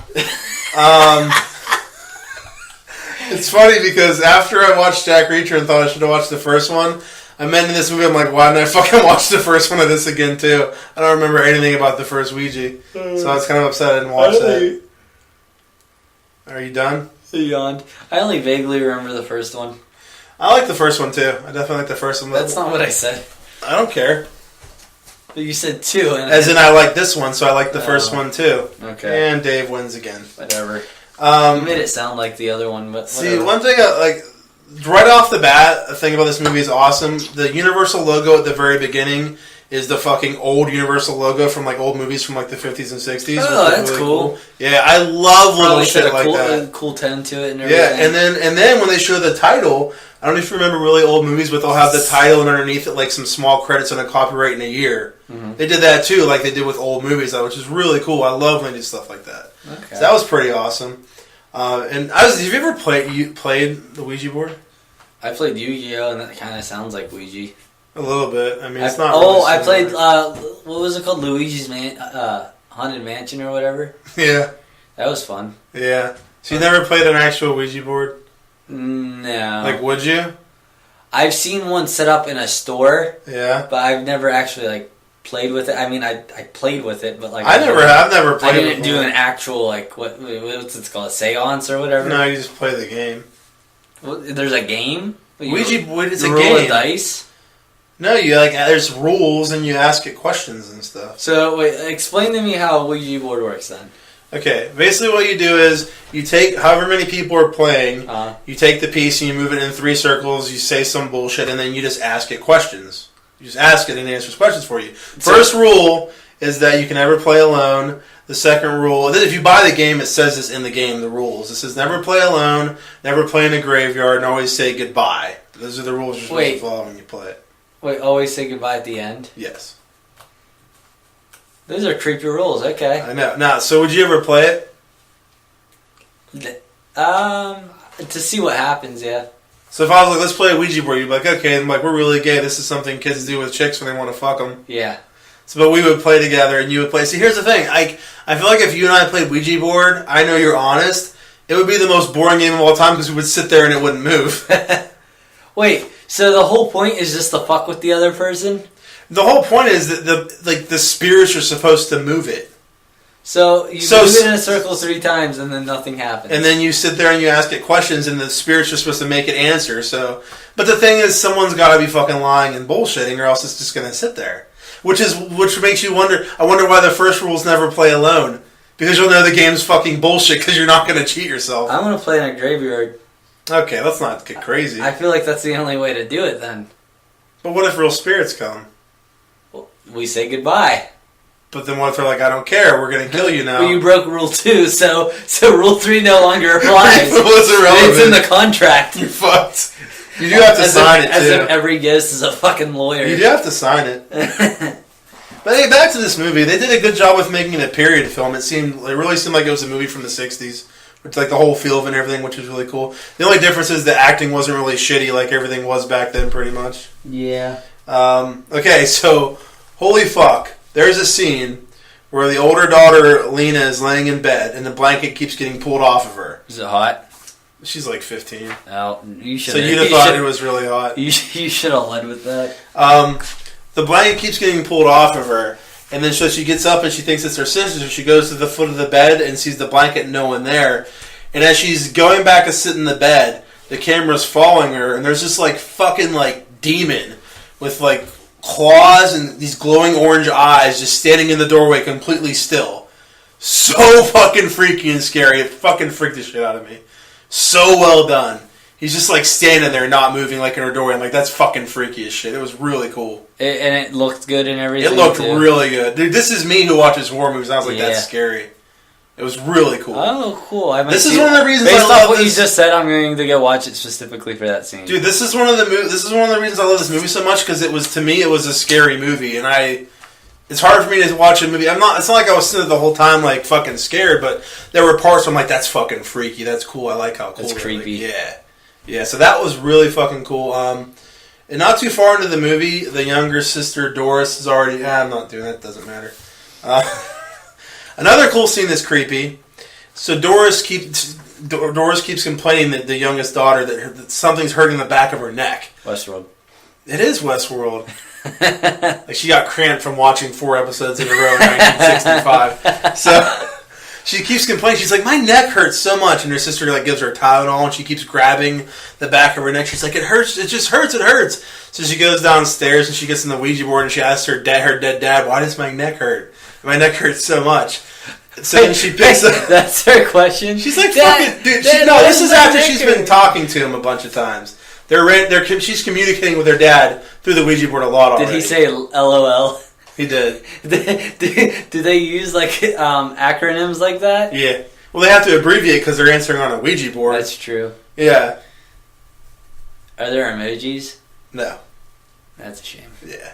So she's like, she keeps saying my neck hurts, and she gets up and she grabs the game. You know what the game piece looks like? It has the glass piece that you can like look through. Yeah. So you're supposed to look through it to see the demons. That's the only way you can see them is you look through. She looks through it. She doesn't see anything. So then she goes to a mirror, holds it up and looks in the mirror with it, and the fucking demon from earlier is standing behind her, grabbing her neck that hurts. Fucking pulls her back and like reaches into her mouth and like goes inside of her body. That's so creepy. Fucking cool, dude. It was cool. It was really cool. Like just the fact that she keeps saying her neck was hurting, he's right there like at her neck. It was real cool. So I thought that was pretty cool. Let's see here. Yeah, there was a lot of cool stuff in the movie where like in the background you would see like a shadow or someone standing in the background. I love when movies do that. A couple of the Halloween movies did that all the time. Like Michael Myers would just be randomly standing next to a tree in the background. You're like, that's cool. Like you don't even notice it the first time you watch it. Love when movies do that. So another part that was really creepy. Just one character that Doris is talking to, and the guy's like facing the camera, like looking at the camera, and Doris is standing behind him, like looking over his shoulder. So as she's standing behind him, it looks at her at one point, and she has this like fucking Joker, reminding me of the Joker from the comics. This like Joker smile on her face. Her eyes are white, and she's like fucking moving her neck back and forth, and it's making this cracking noise while she's laughing. So fucking creepy, dude. That reminds me. It's a sidebar here. You watched Flashpoint, right? No. Not the TV show version of Flashpoint. I'm talking about like that animated movie. No. It's on Netflix. Okay. In case you're curious. Okay, continue. I'm sorry. Yeah, but that was really freaky too. So this is the end here. This kind of annoyed me. Maybe you can make some sense out of this because I really couldn't. The ending was definitely a little fugazi. So you love that word. Yeah. So Lena gets the demon out of the little girl by sewing her mouth shut. Okay. Yes. The girl's on the ground watches to sew her mouth shut. So then she's dead. Like from her sewing her mouth shut. She's died. Like she shows her mouth shut. The demon comes out of her, and then she's dead. I'm like, maybe the demon leaving her made her die, but that didn't make much sense either. Because the demon went in other people and left them, and they still lived. So I don't understand that. They sew the mouth shut, then the demon comes out? The demon leaves because she sewed the mouth shut. That made the demon leave her. At what point does she die? After the demon leaves her and she sewed her mouth shut. So it like ripped her mouth open when it came out? No, the mouth was still sewed shut as her body's laying there. So I didn't really get that. So then you see Doris. After that, you see, I guess, Doris' spirit all happy and standing with her dead dad while her body's on the floor. So you see she's dead. So the demon's gone, right? But then Lena walks over to her mom, Alice, and just stabs her mom in the stomach. You see Lena has the demon eyes. The moment she stabs her in the stomach, the demon eyes go away. So the demon possessed Lena for like 8 seconds. And I'm like, so you force the demon to leave Doris. The demon then goes in you for 10 seconds and leaves, and the demon's gone the rest of the movie. Wait, why did it go in Lena and then just leave? Did Lena die? No. That doesn't make sense. I know. Like, it made no sense. Like, the demon just goes in Lena Did it and at least then look cool Lena. when all this stuff was happening? Kinda. I mean, it looked kind of cool. But I'm like, why did the demon just voluntarily leave Lena and then just go away? Like, I don't understand. It made no sense. But the demon made Lena kill her mom because her mom died after she stabbed her. Maybe there was a reason from the first one that may have explained it better. It didn't make any sense to me. So then, her little sister's dead. She just killed her mom, which basically made her snap. So it's like a couple months later, she's in a mental institution at this point, and she's clearly just fucking nuts. She's like talking like she's nuts. So the last scene of the movie, she goes in her room. I think she used her own blood or something and makes a Ouija board on the floor. And like she kind of makes the letters on the floor and then uses her hand like this, like a diamond, and looks through it like it's a Ouija board. And she keeps asking into it, "Where are you, Doris?" Which is her sister. "Where are you, Doris? Where are you, Doris?" So then it cuts to outside the room. The doctor walks past Doris the room. was the one who died with her mouth. The little girl, yeah, exactly. So it cuts to outside the room. Lena's standing right at the door, looking out the window of the door, and the doctor goes over and looks at her. He's like, "What is she doing?" He just looks at her. Then over the doctor's shoulder is the orange. You see Doris, the little girl, running upside down on the ceiling towards the guy, all fucking evil looking. I'm like, what? That doesn't make any sense. Like, why? I don't understand why an evil upside down Doris is running at the doctor in the movie. I didn't get it. Yeah, I'm confused. If it makes you feel better if you watch it, you'll be just as confused. I understand. Yeah. I don't want to watch this now. You made me want to watch it, and then I not want to watch it. But I mean, anymore. that part sucked. But for my opinion, the horse of the movie was so good, it was still worth it for me. Okay. The end credits were cool. I think you saw them when we were in the theater. Like the end credits, the way they did them, the credits were curved, like on it. They made it look reading like it through exactly, yeah, which was really cool. It's another one of those little things they did. Now the post credit scene, I love the post credit scene. Lena's sitting in the mental institution, and she's all old now. And she's played by Lynn Shay, who played her in the first Ouija in the mental institution. It's the same actress played her. Yeah. And you hear a nurse tell her, "Someone's here to visit you," and it's the girl from the first one when she comes and visits her. So it leads right into the first movie, which I thought was really cool. I gave it an 8 out of 10. 8 out of 10? Holy shit. I liked it a lot. Even with that flaw? Yep. Dude, I liked it a lot, even with the ending. I still liked it a lot, yeah. I really liked that fucking movie a lot. All right. Thoroughly enjoyed it. I was trying to look for, when you said that there was this monster that... Oh, wait, here, cool. Was this anything similar to that? No. It's weird, I spent all that time... You saw me flipping through this, right? Yeah. I spent all that time looking for that. And then you just accidentally flipped right up into it. Not really. No. No. I mean, no. Look, he's actually trying to pull him out of there, helping him overcome his fears. Oh. We're back to that again. How long do we go on with this arc review? You can take the lead on this one since you haven't done anything yet. The lead? I don't think you want me to take the lead on this one. I'll take the lead on this one. Okay, the synopsis of Arc. Yeah. You just smell my foot? Is that why you made that face? No, but... No. Trapped in a house and surrounded by a gang of mysterious masked intruders, an engineer must protect a technology that could deliver unlimited energy and end the wars that have consumed the world. The only problem is that the technology has created a time loop that condemns him and everyone in the house to relive the same day over and over. Yes. So I thought it was funny. I thought it was Stephen Amell in the movie. That's his brother. It's his cousin. As I'm watching the movie... It's his cousin? Yeah. Are you sure? I'm positive. He has a sister, not a brother, and his cousin is an actor. You looked this up? Yeah.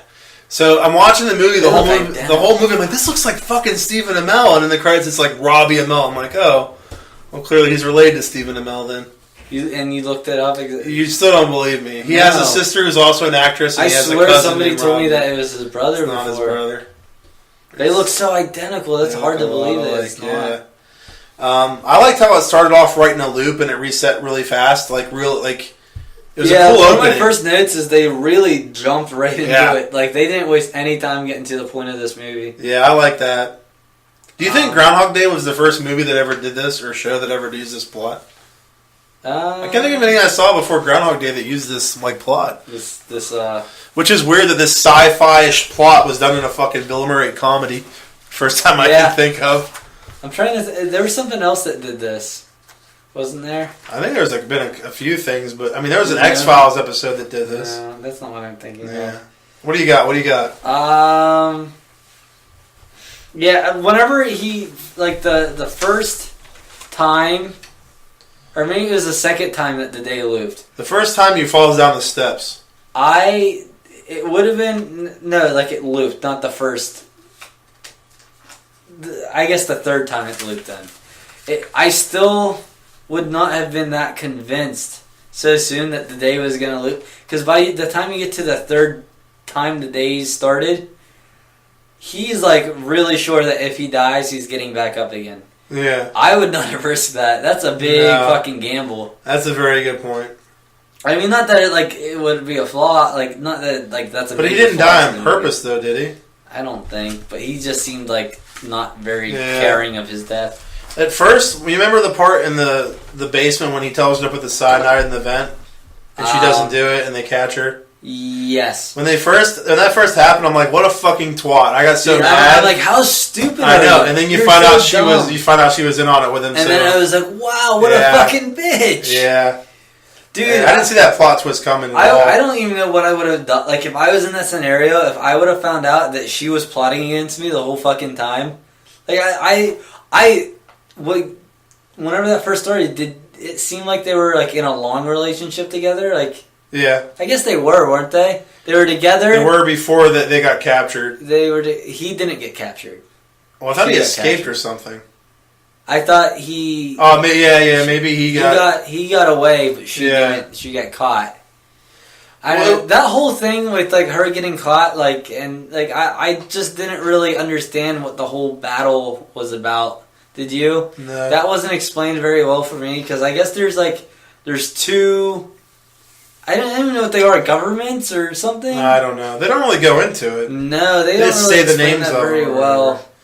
But in regards to her turning on him, it was really satisfying when he punched her and shocked her, and she got her comeuppance pretty fast with that. I was like, yeah. I was pretty happy with that, but I didn't see it coming when she turned on him at all. That was a cool twist. No, but I like how they, even though she turns on him, they still somehow convince you that that you want to be rooting for her. That fucking, they somehow get, this team of people going on. Even though the day is repeating, they somehow get this team of people who are now on, what we would consider the good side in the movie. Yeah. You know what I mean?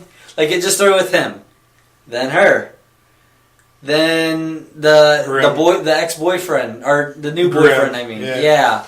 It was just interesting to see it grow so quickly. One thing I thought was smart was to make the whole plot idea where the reason he remembers and she starts to remember is because the effects wear off, which is a good idea because otherwise every day he's going to be fucking explaining it to her and it's going to get really old really fast. Yeah, I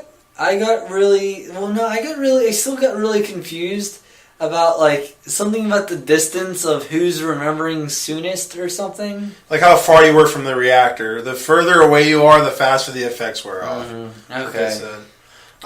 Okay, so this annoyed me. There's several things that annoyed me.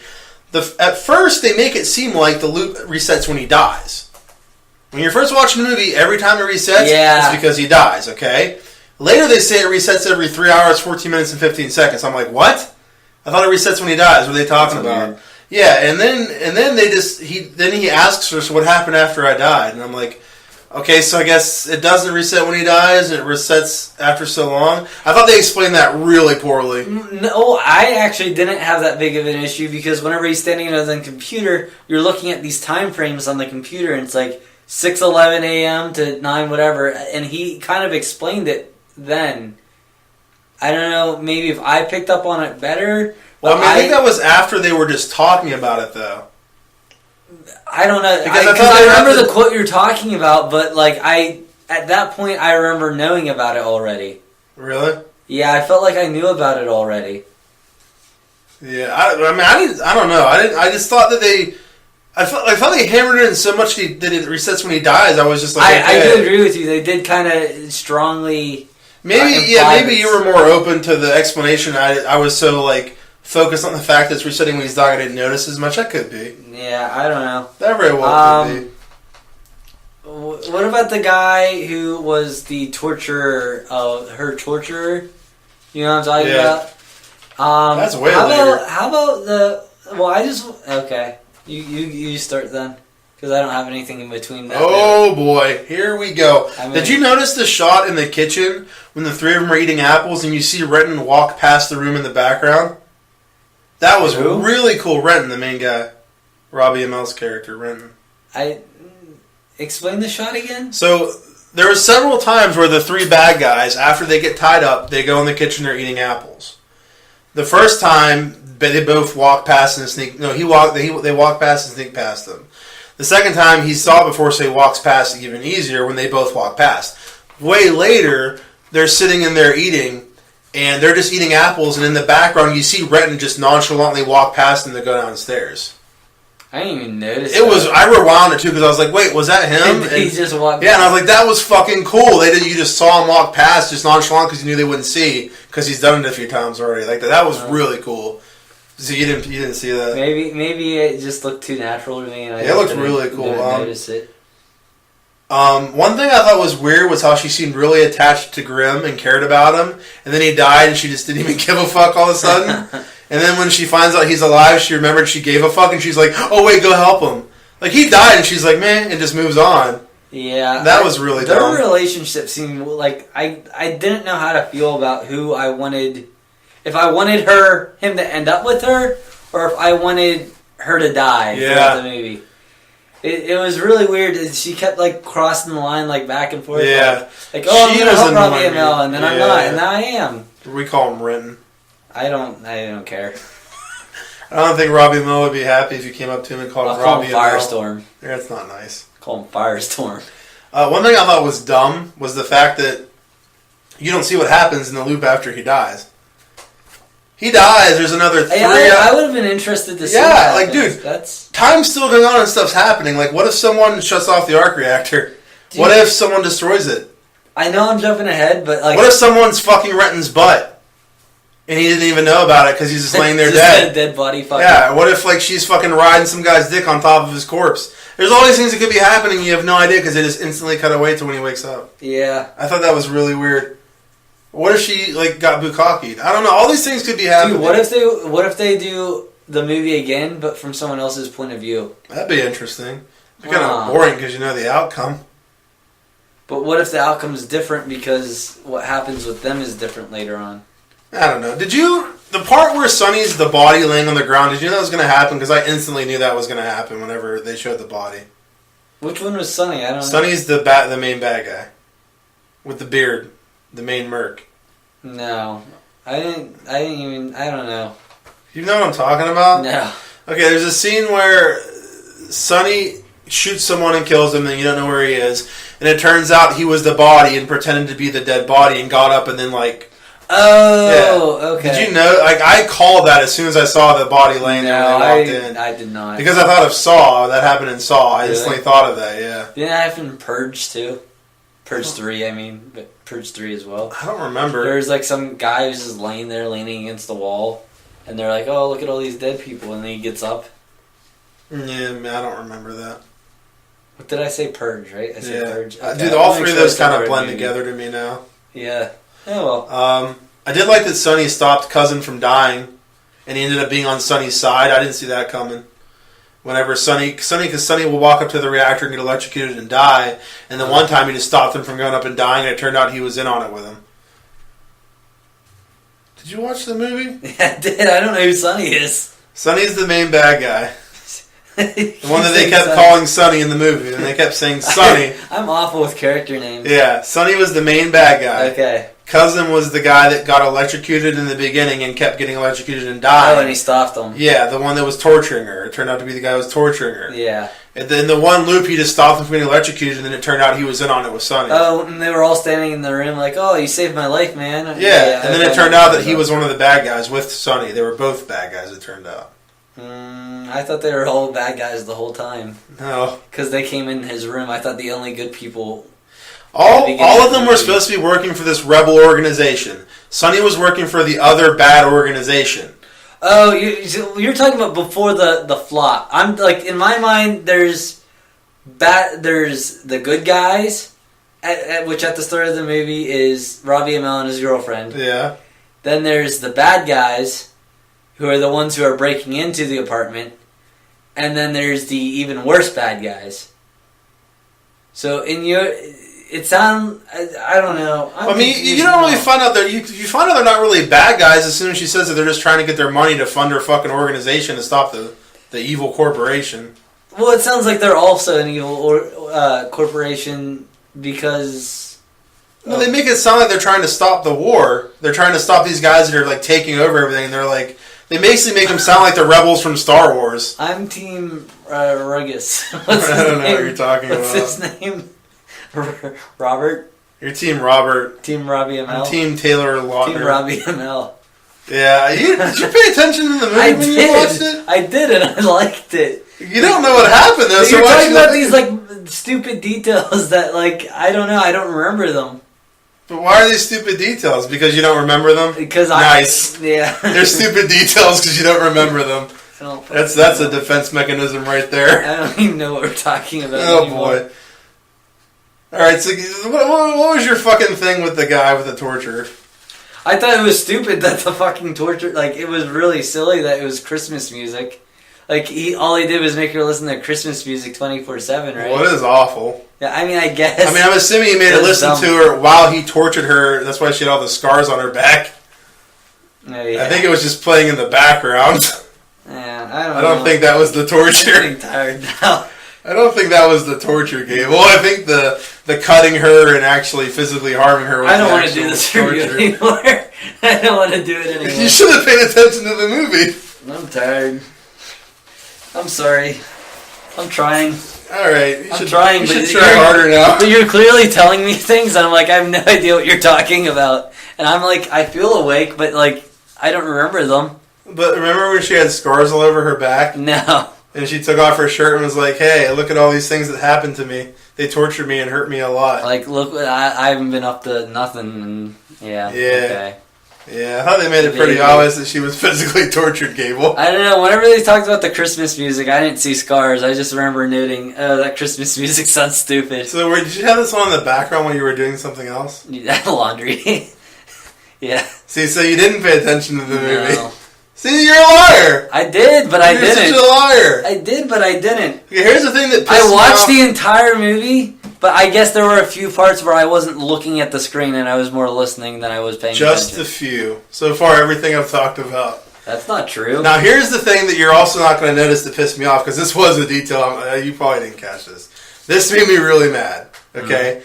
So, towards the end of the movie, do you remember them showing the clock and showing it speeding up? Yes. Okay. I do remember that. Okay, good job, Gable. Yeah. So if you pay attention, the clock is going by, the minutes are going by like in seconds, okay? So like 5 seconds, like 10 minutes just fly by, right? Yeah, that didn't make sense to me. Okay, that would mean that loop should have ended in about 2 minutes. Yeah. And it went on for another 15, and I'm like, what's going on here? the time frame is not making sense. And what made me even more angry is later when they show the clock again, it's going really fast. It says 7:10, 7:11, 7:12, like minute-wise. It's fucking fine, okay?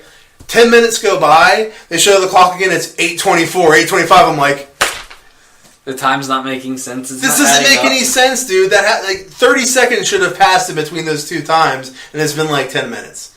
Like, when you're watching the movie afterwards, how do you not catch how stupid that is? Okay, I'm going to get to my biggest gripe of the movie. Well, mine was really good, though, right? Yes, I completely agree with that. Yeah, that's what I'm talking about. I already said I agreed. I wanted you to hear it again. You wanted to hear it again, not you wanted me to hear it. I wanted to hear it again.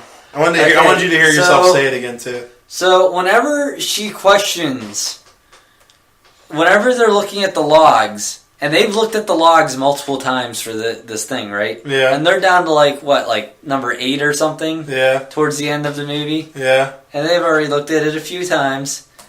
Why are they just now, questioning why haven't the logs reset she throws out the question, why haven't the logs reset whenever this thing resets? Yeah. Why have you not thought about that already? That's true. You've gone through so many days and you're noticing the logs aren't resetting. Well, I assume the logs didn't reset because it was being powered by that and, close to it. Yeah, so did I. But then you find out the logs have reset before and that they've gone through the same day thousands of times. Yeah, whenever it's turned off, it reset. So, and then they go outside and... I didn't get, when they went outside, shouldn't it have been, wait, was that what they were trying to say with it, that the world was way different outside of that circle? Is that what they were going for? I guess, but I already thought it was way different. That's how I thought it was before the movie even started. You know what I thought too. Outside, I was it's like a apocalyptic post-apocalyptic world. Yeah. Yeah, I thought it was one of those, and then they go outside and have this big dramatic shot of this post-apocalyptic world. I'm like, I get it. That's what it is. But I think that was supposed to be the whole.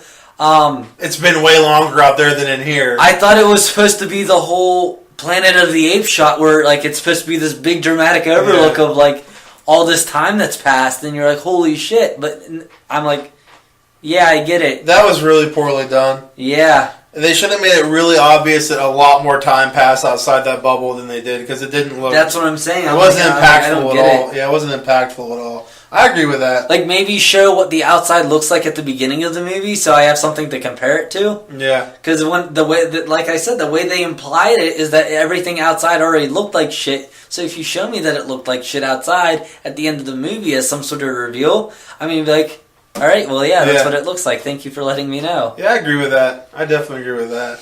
I did like the twist, though, that thousands of loops went by. I did think that was cool. I liked it. I kind of got sad during this movie as well. Really? Yeah. I love the ending, how it just starts with them starting over. Do you know why I got sad? Why? You'll find it funny. Was your laundry fucked up? It made me think of the apocalypse. Oh, and how it's going to happen? It made me think of dying and how all life is pointless. That's a shame. Yeah. Well, I was like, Dave's going to really enjoy when I tell him I got really sad while watching this. That's pretty funny. It's pretty humorous. My laundry did get done in a... What'd you rate this film? Sufficient amount of time. I rate it 10, 9, oh, 8. That's much slower than the clock went. 7, 6, 5, 4, 3, 2, 1. You give it a 1? That's pretty bad. I give it probably about a 7. I give it a 6. Yeah. Give it a nice solid 6. That's it for movies. We're out of here until the next segment in about 30 seconds. We'll be back. Let's go.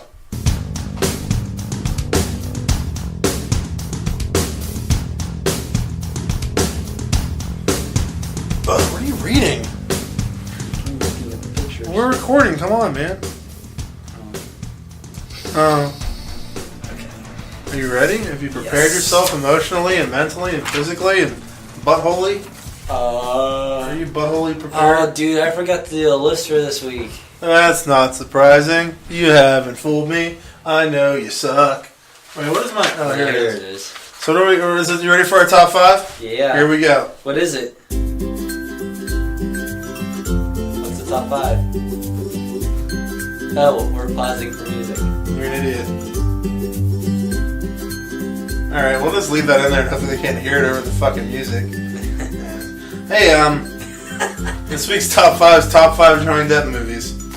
Alright, you want to kick us off here, Dave? I do, and a note that something I thought of because of something Brooks said.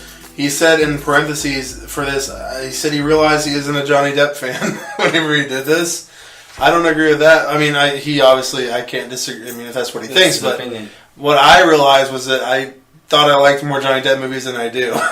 As I was looking at IMDb, I'm like, I like about 5 Johnny Depp movies a lot. I like his performances in every one of those movies. However, I do not necessarily like the movie themselves. I see. Like, a good example would be the Alice in Wonderland. I like those movies, but not enough to buy them.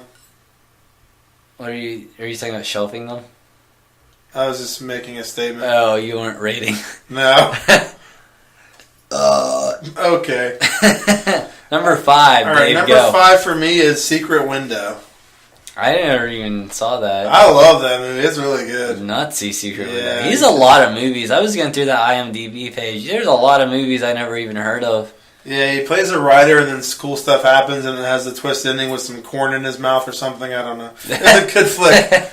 What's your number 5? My number 5 is Nightmare on Elm Street. Oh, I see. Yeah. Look at that. He was in that movie. I enjoyed Nightmare on Elm Street. Are you sure? It wasn't for Johnny Depp, though, so that's kind of unfortunate. This is God. That's what Freddy Krueger says. Does he? Remember that? Yeah. He holds up the claws and he says, "This is God."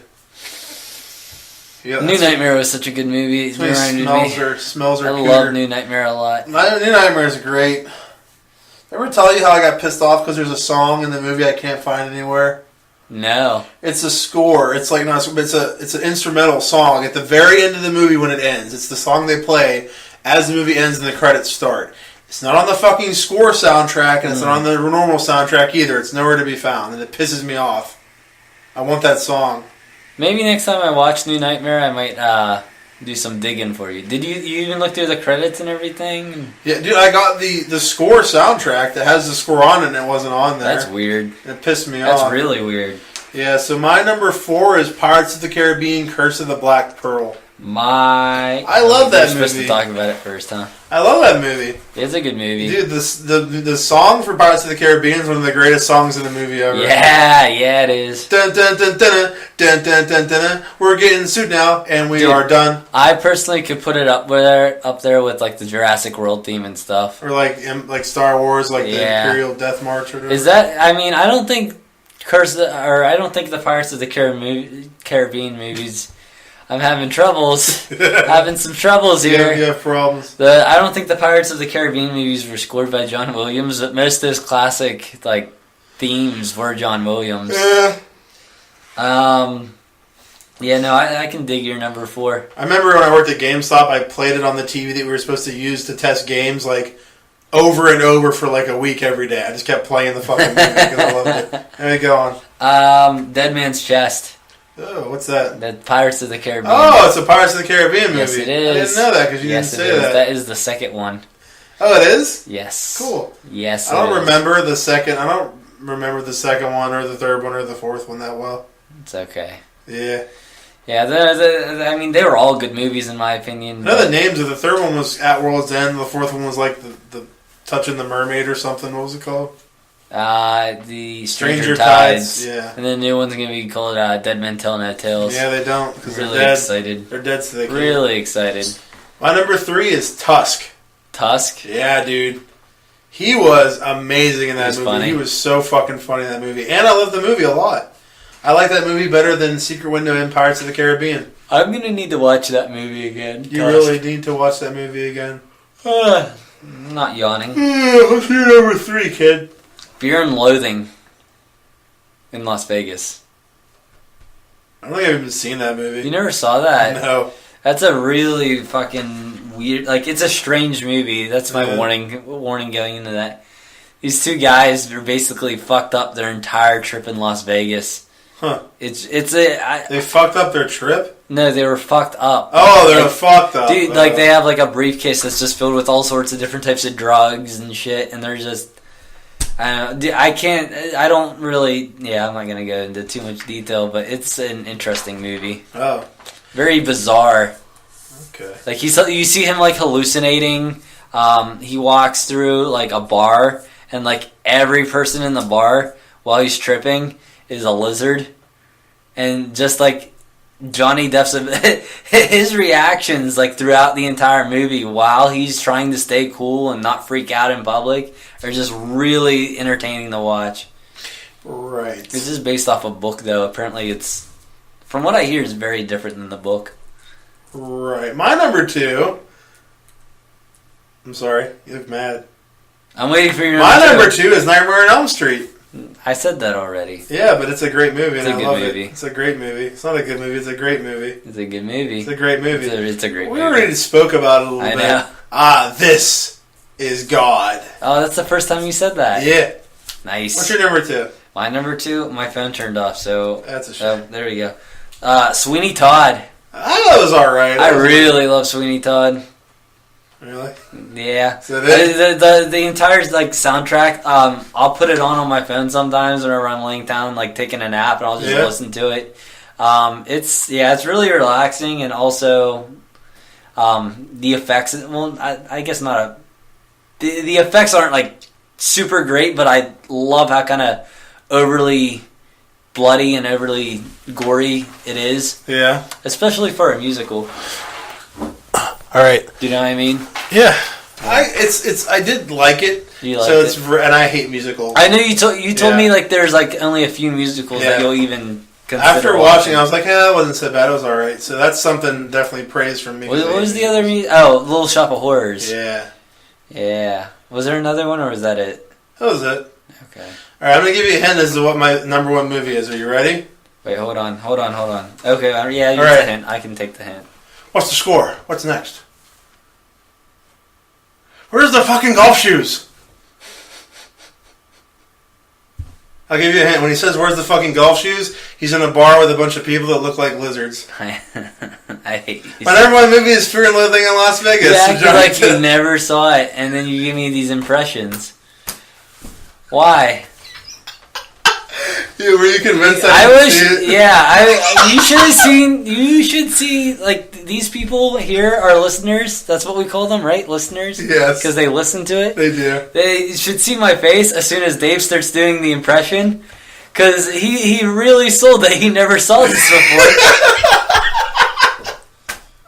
I love that movie. So fucking good. Did you enjoy my face when you did that? I didn't know if you knew if what I was talking about. I was not upset. I was shocked that you threw me for a loop. Dude, whenever he hits him in the head with the orange, when White Rabbit hits the climax in the tub, I must piss myself laughing every time. He fucking throws it and hits him in the head and runs away. Dude, I think I might watch that. Well, I guess I can't watch it tonight. I was thinking the same fucking thing. I was like, I want to watch that. It's so fucking funny. That movie's so fucking If I didn't have to get up so early tomorrow, I would definitely watch that. I'm going to try to watch it this weekend. It's really fucking funny. Well, I guess I could put it on and fall asleep to it. Could do that. There we go. Alright, so yeah, Fear and Loathing is my number 1. Do you consume the alcohols ever, Dave? Never. No. I watched that movie drunk 3 times, and it's great. I've never been drunk once in my life. Not once. No? Never. Huh. I've been buzzed one time. Good for you. Good for you, though. Yeah, I guess. You can guess. My number 1's not that exciting since we already kind of talked about it twice. I'm assuming it's a Pirates of the Caribbean It's movie. Curse of the Black Pearl. Ah. Yeah, classic. Yeah, I'm not going to talk about it more. We already talked about it. But, didn't you do this the other week? My number 1 was something you already said that we already talked about. I think so. I mean, my number 1 was something you already talked about, but I made it more interesting by lying. Why does it say Donnie Brasco? Oh, maybe you shouldn't have given away Brooks's list yet. Oh, I thought that was your list. No. You're like, did you fucking lie and make yeah, that up? I thought you did. I was about to call you out on that shit. Up there, that's yours. That's okay. it. My honorable mentions are the other Pirates movies. Yeah, I read the other rest of Pirates. Corpse Bride, he plays a voice in. Edward Scissorhand was that was. I mean, that's a classic. What was that movie that just came out recently where he was a gangster? Fuck, Black Mass. Black Mass. I should have had that as my honorable mention. Someone was just telling me the other day how much they loved that movie. It was really good. I don't know. I couldn't get into that one. That would be on my honorable mentions too. My last honorable mentions is Public Enemies. I really liked. Oh, that's cool. Yeah, that's cool. John Dillinger. All right. Brooks Harrington at Captain America with 2 A's. Here's his top 5 list. Number 5. Who is he? Who's this guy? Brooks Harrington. I haven't really heard of him. I think he might listen every now and then. His number 5 is Nick of Time. His number 4 is Tusk. Yeah. We both had Tusk on our list. You suck. That's why I thought it was yours. I saw Tusk and I was like, wait, this looks different than Like all the other 4 movies that were on my list. I didn't read the other 4. I only saw Tusk. I'm like, that's Dave's list. And you're like, why would anyone else have Tusk on their list? I don't know. It's good, damn it. That's why. I forgot that we had his. Number 3 is Blow, which was a good movie. I enjoyed that movie. I saw that one time. I need to go back and watch it again. Same here. I gotta watch it again. Number 2 is What's Eating Gilbert Grape. That was a good movie. I agree. Yeah. His number 1 is Donnie Brasco, which you gave away earlier. Yeah. Which I've never seen it. I've never seen that either. Yeah, I should watch that. These are like some of his better movies, and I can't even give a valid. Yeah, I agree with that. So, yeah, and I mentioned earlier he said that he realized he wasn't a Johnny Depp fan, really. I guess his honorable mention was Nightmare on Elm Street, though. Okay, cool. That was an honorable mention. Cool. We don't have a solid top 5 yet for next week because we're going to see if Brooks gives us another idea because Gable's being a bitch. So we'll wait to see for that, and then we'll tweet it out. It's going to be a little while anyway because we're going to be... From the time that we're recording this, it's 2 weeks until we record again. But the time from when this airs, it's only going to be 1 week. Or whenever we put it on the website, it's going to be like 1 week. Dude, what about Samuel L. Jackson movies? Oh, that's a good idea. Samuel L. Jackson movies. Yeah, it's on there. Hey, Brooks, if you want to do Samuel L. Jackson movies, let us know. Okay. This is him giving us an idea, not us telling him what his idea should be. You don't have to do that then, man. You're an ass. I don't. But we should save that, though. Do what you want, yeah. We should save that. But that's it. We're going to wrap it up. We don't have much else to go over, so we're going to wrap it up. Wrap it before you tap it. Yeah, dude. You said that last time, too. Did I? Yeah. You said wrap it up, and that was what made me think of that. Cut it out. Come on now. Cut it out. All right, so you go ahead and follow us on Twitter at BreakroomBS1, at BreakroomBS, the number 1. And our SoundCloud, the page is BreakroomBS, and you can search for the episodes with Breakroom Bullshit. Stream or download them. See ya. That's it. You guys have a lovely life. Bye.